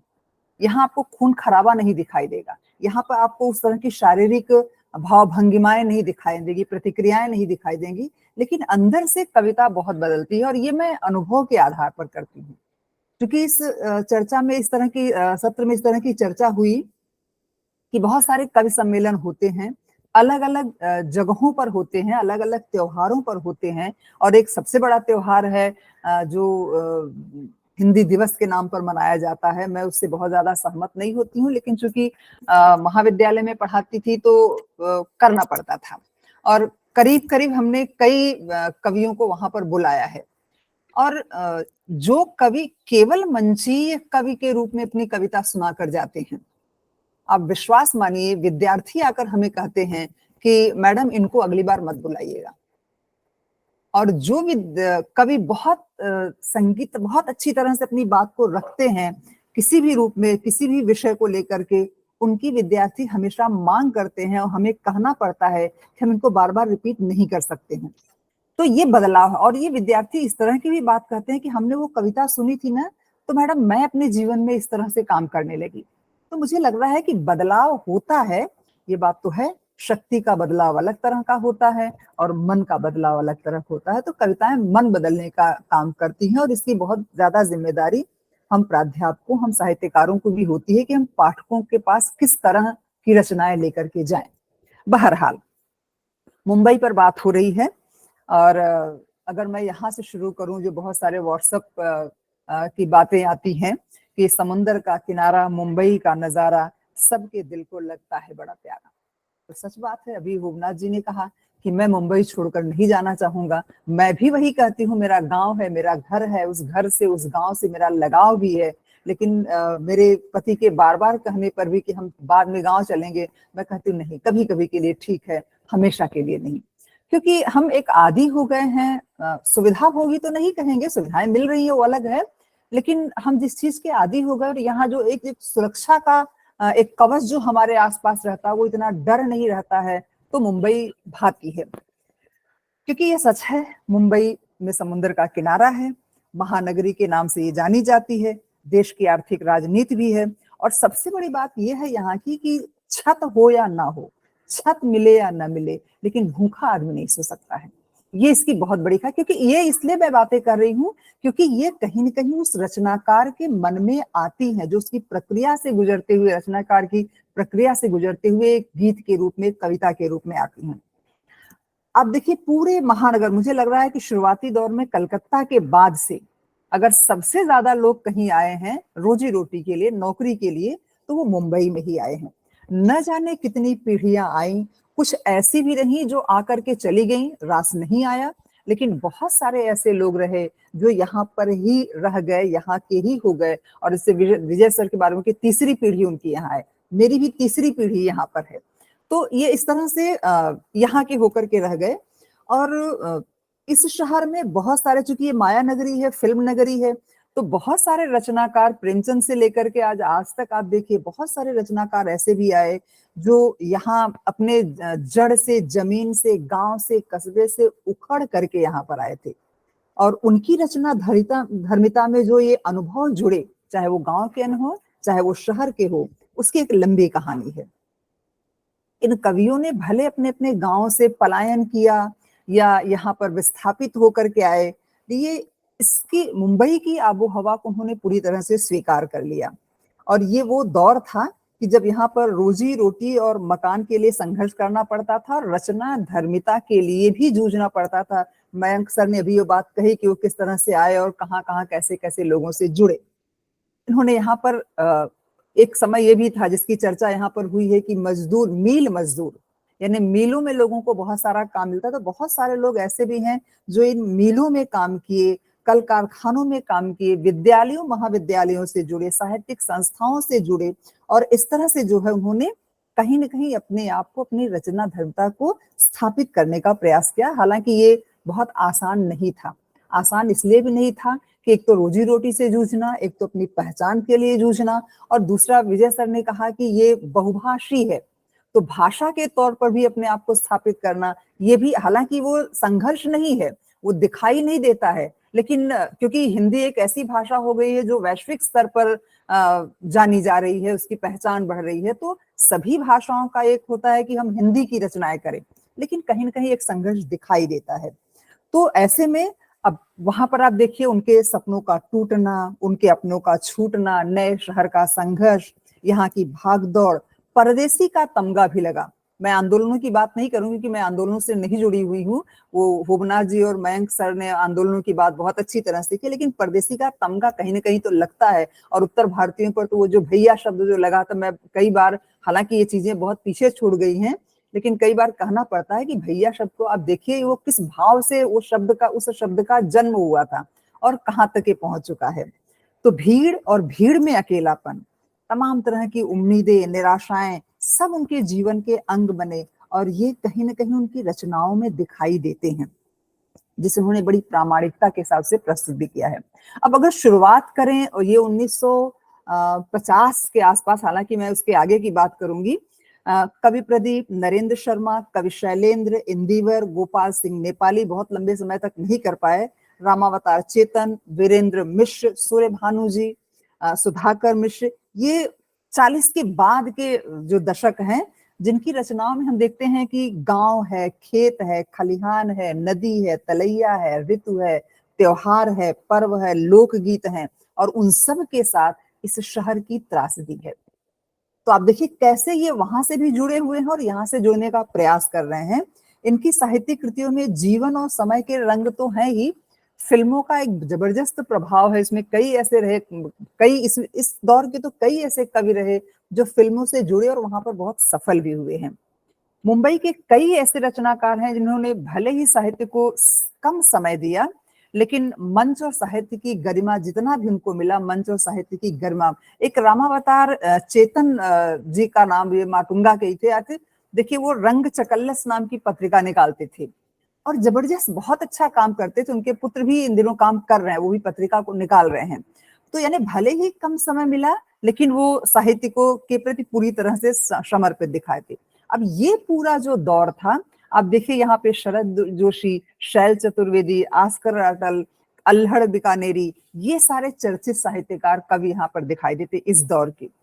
वीरेंद्र मिश्र की बात यहाँ पर हो भी चुकी है, वो इस भूमि से रच रहे थे, जिनकी रचनाओं में हम देखते हैं कि वो राष्ट्रीय गौरव भी दिखाई देता है, और उसके साथ साथ साम्राज्यवाद और पूंजीवाद के असली चेहरे को भी उन्होंने अपनी रचनाओं में बेनकाब किया है।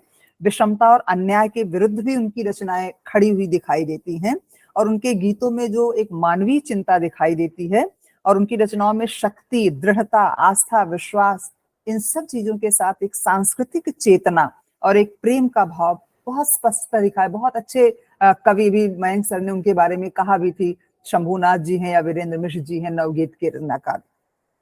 तो ये एक वैविध्य दिखाई देता है, और वैविध्य तभी दिखाई देता है जब वो कई तरह के अनुभवों से जुड़ते हैं।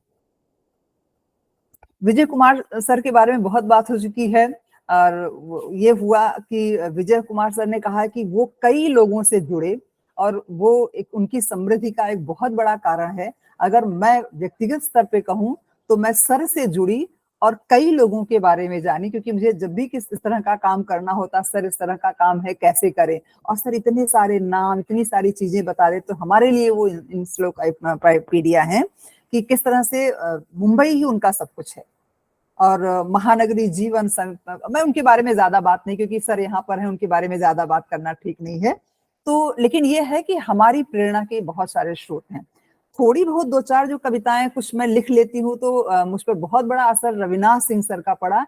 मयंक सर ने उनकी बात अभी की, क्योंकि वो मेरे एमफिल के गाइड भी रहे थे, और जिस सहजता के साथ सर अपनी बात कहते थे, और कहीं पर भी वो दिखावा नहीं, कुछ नहीं, बड़ी सादगी के साथ, तो वो एक प्रभाव कहीं दिखाई देता है।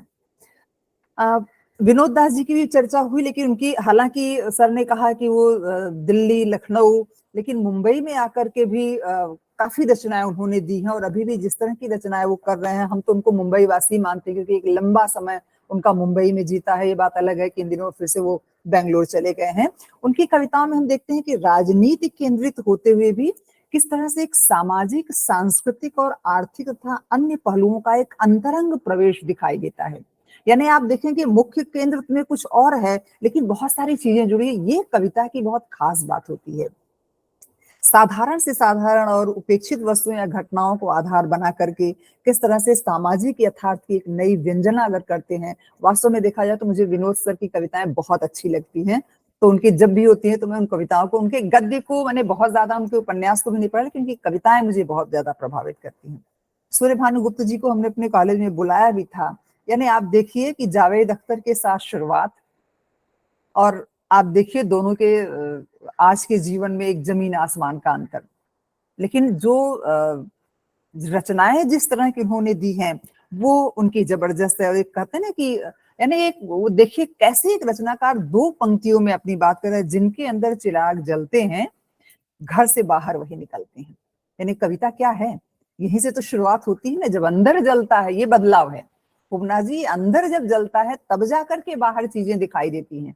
अब ये बात अलग है कि वो कवि के रूप में आएंगे, वो शब्दों के माध्यम से आएंगे, वो आंदोलनों के माध्यम से आएंगे, वो संवादों के माध्यम से आएंगे। माध्यम कई हो सकते हैं, लेकिन बदलाव होता है, कहीं कम कहीं ज्यादा होता है। तो सामयिक जीवन का यथार्थ आप देखिए वहां पर कहते, मैं सर को फोन की, आप लोग तो बहुत अच्छी तरह से परिचित हो गए, मैं बहुत ज्यादा अच्छी तरह से परिचित नहीं। तो बोले हाँ, मैं अभी बाथरूम में जो है, बाथरूम में एक छोटे से, मेरे सामने एक बाल्टी है और एक टब है, मैं उससे नहा रहा हूँ। यानी आप देखिए कि मतलब कोई दिखावटी नहीं है। तो मुझे लगा इतना बड़ा साहित्यकार जो इस भूमि पर रच रहा है, वो इतनी सहजता से ऐसी बात कर सकता है। सुधाकर मिश्र जी को कौन नहीं जानता है।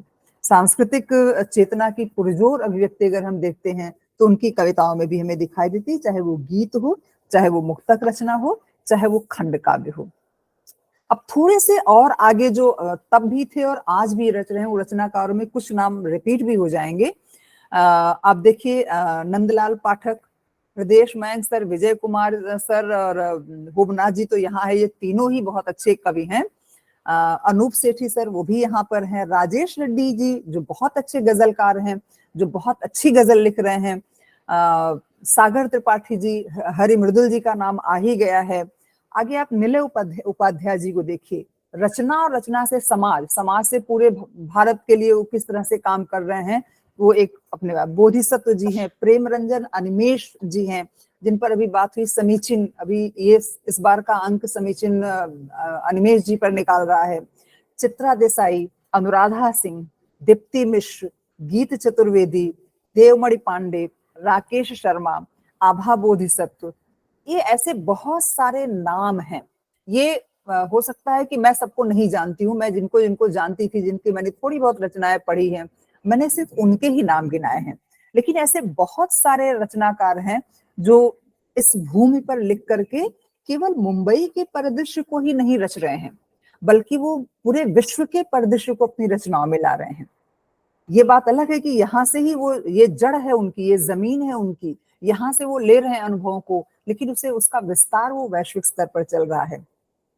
मंची कवियों को हम भूलेंगे नहीं, क्योंकि देखिए ये महानगरी मुंबई है, और हम तो हर साल जब कवियों को बुलाते हैं तो हम तो शुरुआत कहते हैं कि भाई तुलसी पत्र ही दे पाएंगे, क्योंकि महाविद्यालयों की अपनी एक सीमाएं होती हैं, किससे ज्यादा वो नहीं दे पाएंगे।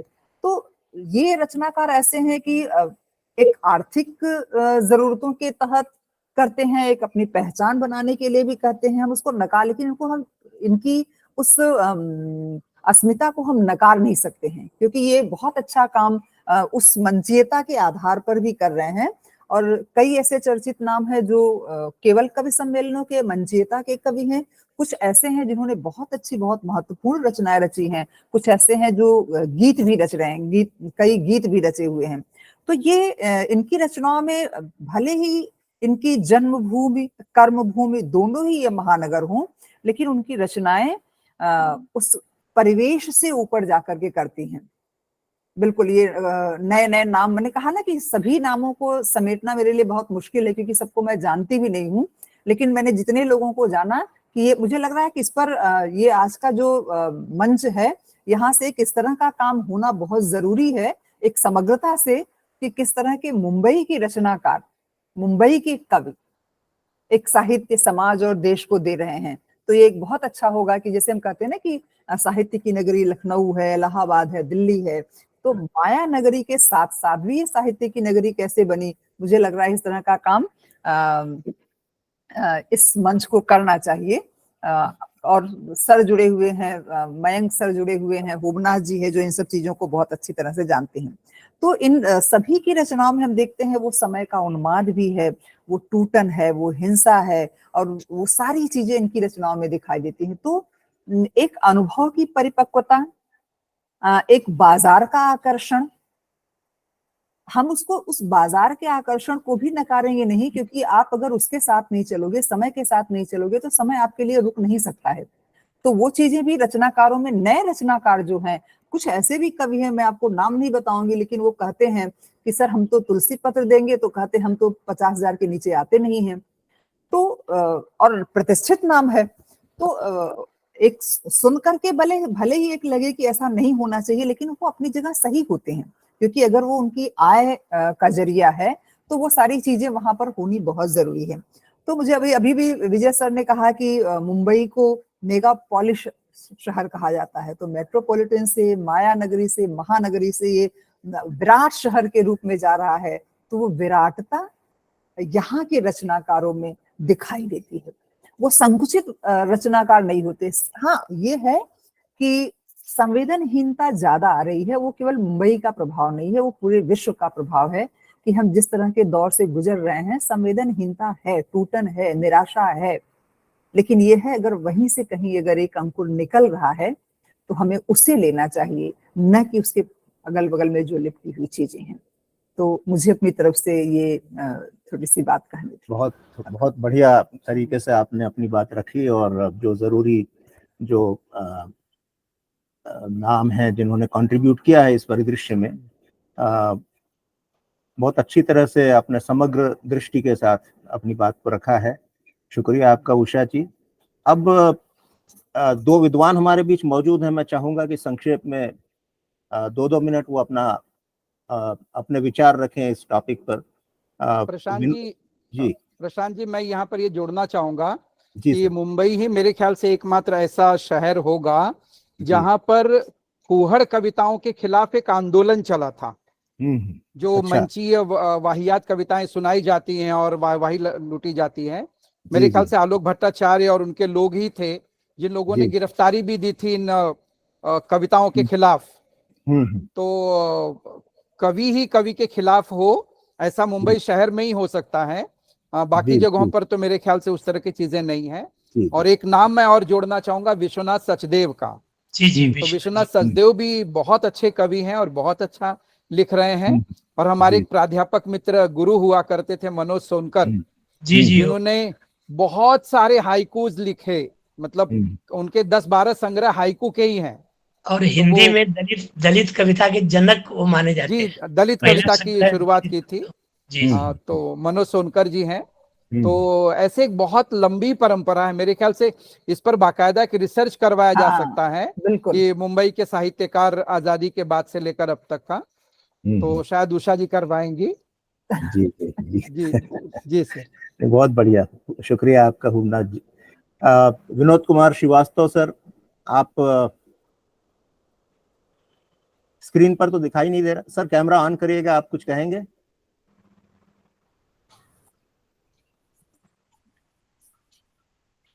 जी हुक्म करें।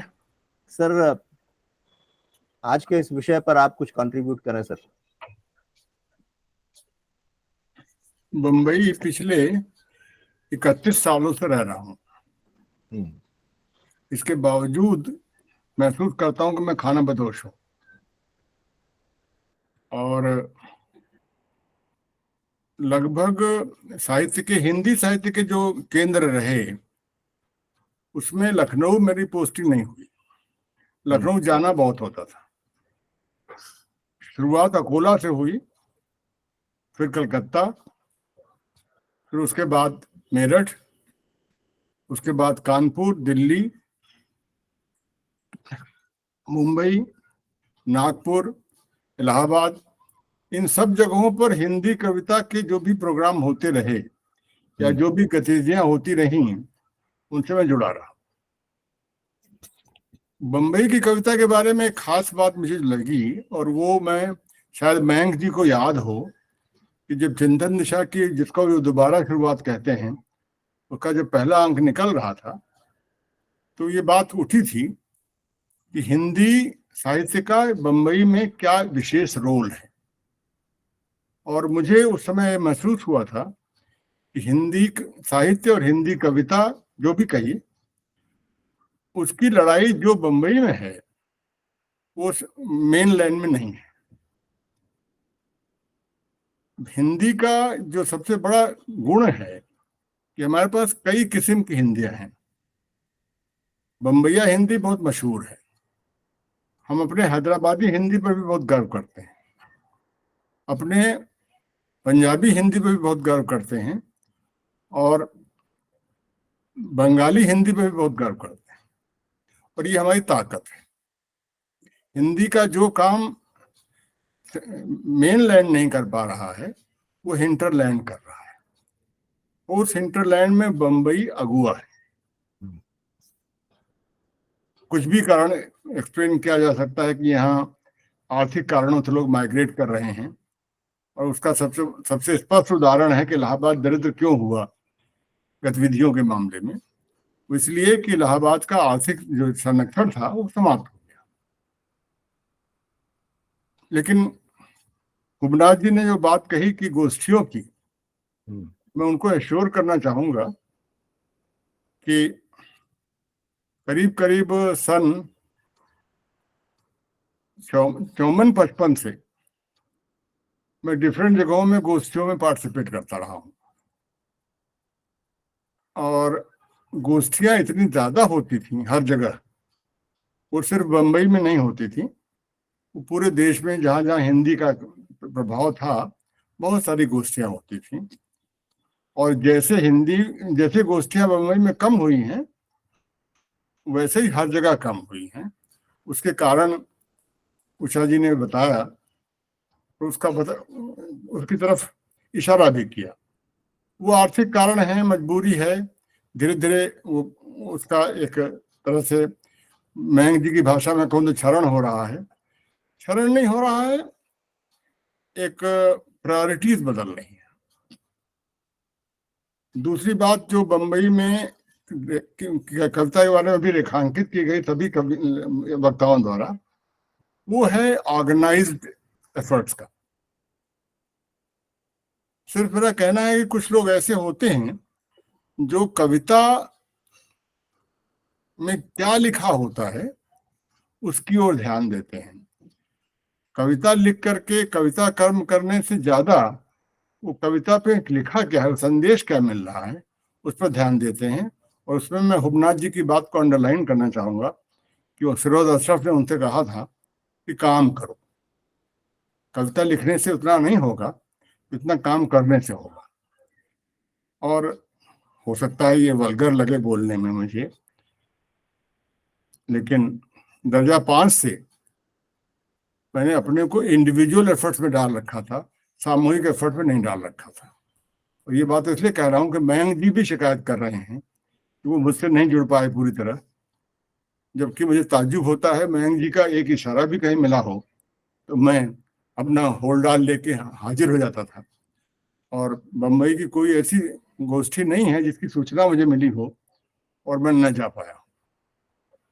लेकिन क्या कहूँ, मेरी नौकरी जो है वो मेरे सर पे कंधे को तोड़ती जरूर रही, लेकिन मेरे काम नहीं आ पाई। और जहाँ भी बात होती है वो ये उठ जाती है कि भाई इनकी नौकरी ऐसी थी, इनके पास कौन जाए। तो ये जो मैंने अपने को अछूत कभी ट्रीट किया नहीं, मैं जाता रहा हर जगह। अपना आपके SNDT में भी 2-3 बार गया। ये बाकी जहाँ जहाँ, और दूसरी बात क्या थी कि मेरी मुलाकात मराठी कवियों से हुई, गुजराती कवियों से हुई, सबसे ज्यादा अंग्रेजी कवियों से हुई। और तब वहाँ बात चलती थी हिंदी और अन्य भाषाओं की, और वहाँ सुनने लायक होता था कि वो कैसे हिंदी को ट्रीट करते हैं। और वहाँ काम करना बहुत जरूरी था। मराठी के लोगों को, अंग्रेजी के लोगों को, उर्दू के लोगों को, हिंदी के लोगों को इकट्ठा करके एक दूसरे का एक्सपोजर देना एक साथ, मैंने उसको अपने हाथ में ले रखा था। दूसरा, मयंक जी की कविताओं में बहुत उत्साह होता है और मयंक जी बहुत एक्टिव रहे हैं एज जिसको कहते हैं एक्टिविस्ट ऑल्सो। लेकिन मयंक जी से एक निवेदन है कि मयंक जी, कुछ लोग ऐसे होते हैं जो अकेले ही चने होते हैं और भड़बड़ाते रहते हैं, चाहे उनका जिंदगी असफल हो जाए। तो लौट आऊं, मैं बहक रहा हूं थोड़ा सा। विजय कुमार जी ने शुरुआत में बहुत अच्छी बात कही थी कि मुंबई का जो वो होता है, क्या कहते हैं, असामंजस्य पैदा होता है जो बाहर से लोग आते हैं। उस असामंजस्य को दबा करके मुंबई के आंदोलनों के फेवर में काफी कुछ लिखा गया, और जो अमानवीयकरण हुआ आदमी का, उस पर थोड़ा पर्दा डाला गया। यहाँ मैं बता दूं, ये हिंदी कविता है मुंबई की, उसमें ज्यादातर लोग जो हैं हिंदी प्रदेशों से आए हुए हैं, और वो जिस बैकग्राउंड से आते थे उसका घर्षण उन्होंने महसूस किया। मैं मयंक जी की कम से कम 25-30 कविताओं का उदाहरण दे सकता हूँ जहाँ वो बहुत ही, जिसको कहते हैं एक तरह से नॉस्टैल्जिक भाव में अपने उस जीवन को में रमते हैं जो बंबई के पहले था उनका। लेकिन बंबई ने क्या किया, इस पर कम बात हुई। एक धीरे धीरे मैं देख रहा हूँ पिछले 30 सालों में एक कारोबारी फितरत ने टेक ओवर कर लिया। उसमें उसके कई पक्ष हुए और वो ऐसे लोगों को आइसोलेट करता गया जो वाकई काम करना चाहते थे। ये कविताएं आदमी को बदलती जरूर हैं, लेकिन जब संवेदना घटने लगे, कारोबारी फितरत टेक ओवर करने लगे, वहां हम लोग की लड़ाई बहुत ज्यादा है। हम कैसे अपनी संवेदनाएं बचाए रखें, अपने को डिह्यूमनाइज न होने दें, यहाँ लड़ाई बहुत ज्यादा है। और मैं इस बात से हुबनाथ जी से एग्री करता हूँ कि कविताओं से लिखने से उतनी बड़ी क्रांति नहीं होगी जितना इन चीजों को लेकर के कविताओं में लाने से होगी। और वहां मैं बंबई वालों से अपील करना चाहूंगा कि अभी भी बहुत समय है, और सबसे कठिन समय तो अब तक का इस समय चल रहा है और इसी समय काम करना है। और हम अगर एक आदमी को भी अपने एफर्ट से बचा पाए इस डिह्यूमनाइजेशन से, तो अपने को कृतकृत समझेंगे। बाकी उमनाथ जी, गोष्ठियों से कहीं आमदनी नहीं हो रही है, मेरी नॉलेज में नहीं है। और बचपन से पता नहीं, अभी आज यूपी के चीफ मिनिस्टर आज बोल रहे थे युवक मंगल दल का उन्होंने एक नाम लिया। आजादी के समय गांव गांव में युवक मंगल दल थे और छोटे छोटे गांवों में हम लोगों ने गोष्ठियां अटेंड की हैं और वो किताबें पढ़ी हैं जो उस समय तक अवेलेबल थी। और माहौल कुछ ऐसा था साहित्य का, कविता का, कि हम तो बताया ना कहीं के ना रहे। 10 साल बम्बई पोस्टिंग रही, 10 साल दिल्ली पोस्टिंग रही, 10 साल मेरठ पोस्टिंग रही, 10 साल 5 साल कानपुर रही। यहाँ तो खाना बदौश घूमते रहे। तो मैं अपने को कहीं का भी न कह के सब जगह का मानता हूँ और कोई ऐसी जगह नहीं जहाँ की शिक्षा न मिली हो। Every city has acted as a teacher to me, every person has acted as a teacher to me. तो उस संदर्भ में ये सारी बातें, मैं एक चीज जो मैं अंडरलाइन करना चाहूंगा वो ये है कि हम सब लोग कविता के जरिए कुछ पाने की जगह व्यक्तिगत स्तर पर, सामूहिक स्तर पर वो एजेंडा बनाए कि हमें करना क्या है। हम कविता में जो संदेश देते हैं उसको कभी लोग इकट्ठा होकर के करने की कोशिश करें और अगर थोड़ा बहुत भी एफर्ट कर पाए तो बहुत अच्छा रहे। जी, बहुत बहुत धन्यवाद आपका सर। आपके अनुभव संसार का भूगोल बहुत बड़ा है, अलग अलग जगहों पे रहे तो उसके अपने बेनिफिट भी रहे हैं। कौशल सर, आप मौजूद हैं? अपनी प्रतिक्रिया या कमेंट आज के कार्यक्रम पर आप दे सकें संक्षेप में। कौशल किशोर सर, लखनऊ से। नहीं, मैं तो सुनने के लिए और बम्बई और वहाँ के साहित्यिक सामाजिक परिदृश्य को जानने के लिए ही मैं जुड़ा हूँ। जी जी। और अभी तो फरवरी में मैं बम्बई गया भी था, मुंबई, और आप तमाम लोगों से मुलाकात हुई। इस बात का जरूर अफसोस रहा कि हृदय जी से मुलाकात नहीं हो पाई, लेकिन हम लोग यह कामना वहां जरूर कर रहे थे कि हृदय जी जल्दी स्वस्थ हो जाएं। और आज आपको देख करके हृदय जी को बहुत अच्छा लग रहा है। विजय जी हैं, हुगनाथ पांडे जी हैं, उषा जी हैं, विनोद जी हैं और तमाम यहाँ पर मित्र सब लोग हैं। और बम्बई से तो जब देखिए, हमारा तो उस समय जब नवलेखन का दौर था और 70 के दशक में जब हम लोगों ने लघु पत्रिका की शुरुआत की थी, तभी युवा लेखन 72 में ये पत्रिका निकाली थी और जिसमें जगदम्बा प्रसाद दीक्षित का लेख प्रकाशित हुआ था। तो मेरा संपर्क तो जगदम्बा जी के साथ सोहन शर्मा, अक्षय जैन और देवेश ठाकुर, और देखिए उस दौर की ये विचार पत्रिका निकलती थी जब भैरव प्रसाद भैरवदा समारंभ निकालते थे, मार्कंडे कथा, उत्तरार्थ, पहल, और उसी मिजाज की यह पत्रिका होती थी, विचार पत्रिका।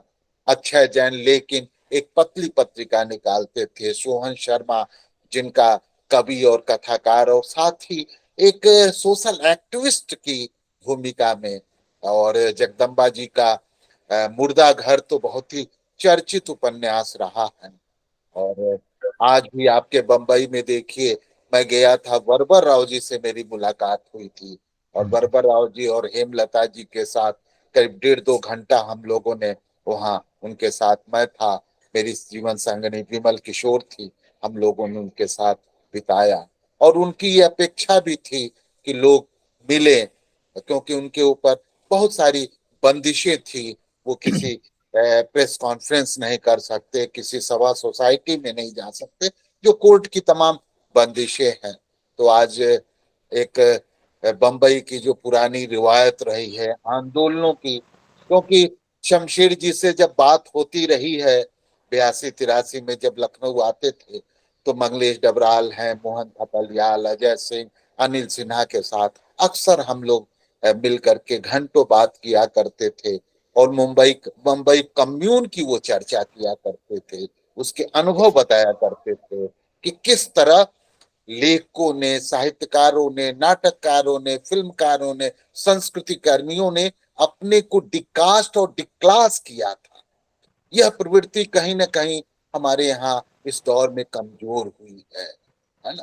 तो ये सब चीजें हैं और बंबई आज भी एक लोग विजय जी से लेकर उस पीढ़ी से लेकर नई पीढ़ी तक है आज सक्रिय है और हम लोग भी सीखते हैं दूसरे शहरों से, दूसरे लोगों से, दूसरे साथियों से और हम सब मिल करके, क्योंकि हम मानते हैं कि हम सफर हैं, सहयात्री हैं, सहयोद्धा हैं, क्योंकि चुनौतियां आसान नहीं है और इसको मिल करके ही हल किया जा सकता है। और आज बंबई के, मुंबई के आप तमाम लोगों को सुन करके मैं बहुत लाभान्वित हुआ, बहुत सारी जानकारियां मिली और पुरानी चीजें जो अतीत की पिछले 5 दशक की थी वो ताजा हुई। तो मैं आप सभी लोगों को धन्यवाद देता हूं और लिखावट और मिथिलेश जी को की जो इस तरह का एक अजूबा पहल कर रहे हैं और करते रहे हैं, तो यह सिलसिला चले, आगे बढ़े। तो मैं सभी को धन्यवाद और सबको नमस्ते कहता हूँ। बहुत बहुत आभार कौशल जी, आप काफी कनेक्टेड रहे हैं मुंबई के लोगों से, आपकी बातों से लग रहा है। समय काफी हो चुका है लेकिन समाप्त करें इससे पहले मैं जो ऑडियंस है थोड़ा उनका स्वागत करना चाहूंगा। अलका जी यहाँ मौजूद हैं, अनूप सेठी जी हैं, जयेश यादव हैं, महेश भोपाले जी जो है यहाँ पर, मीनू मदान है और बाकी तो है ही जो आगंतुक विद्वान हैं जिन्होंने यहाँ वक्तव्य दिए हैं। आप सबका बहुत बहुत आभार। और अंत में मैं मिथिलेश जी को बुलाऊंगा 2 मिनट कुछ कहें।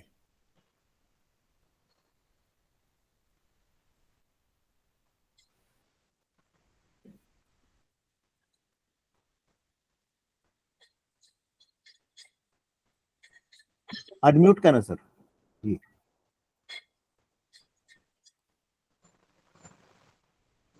आवाज नहीं आ रही सर आपकी, अनम्यूट कर लीजिएगा।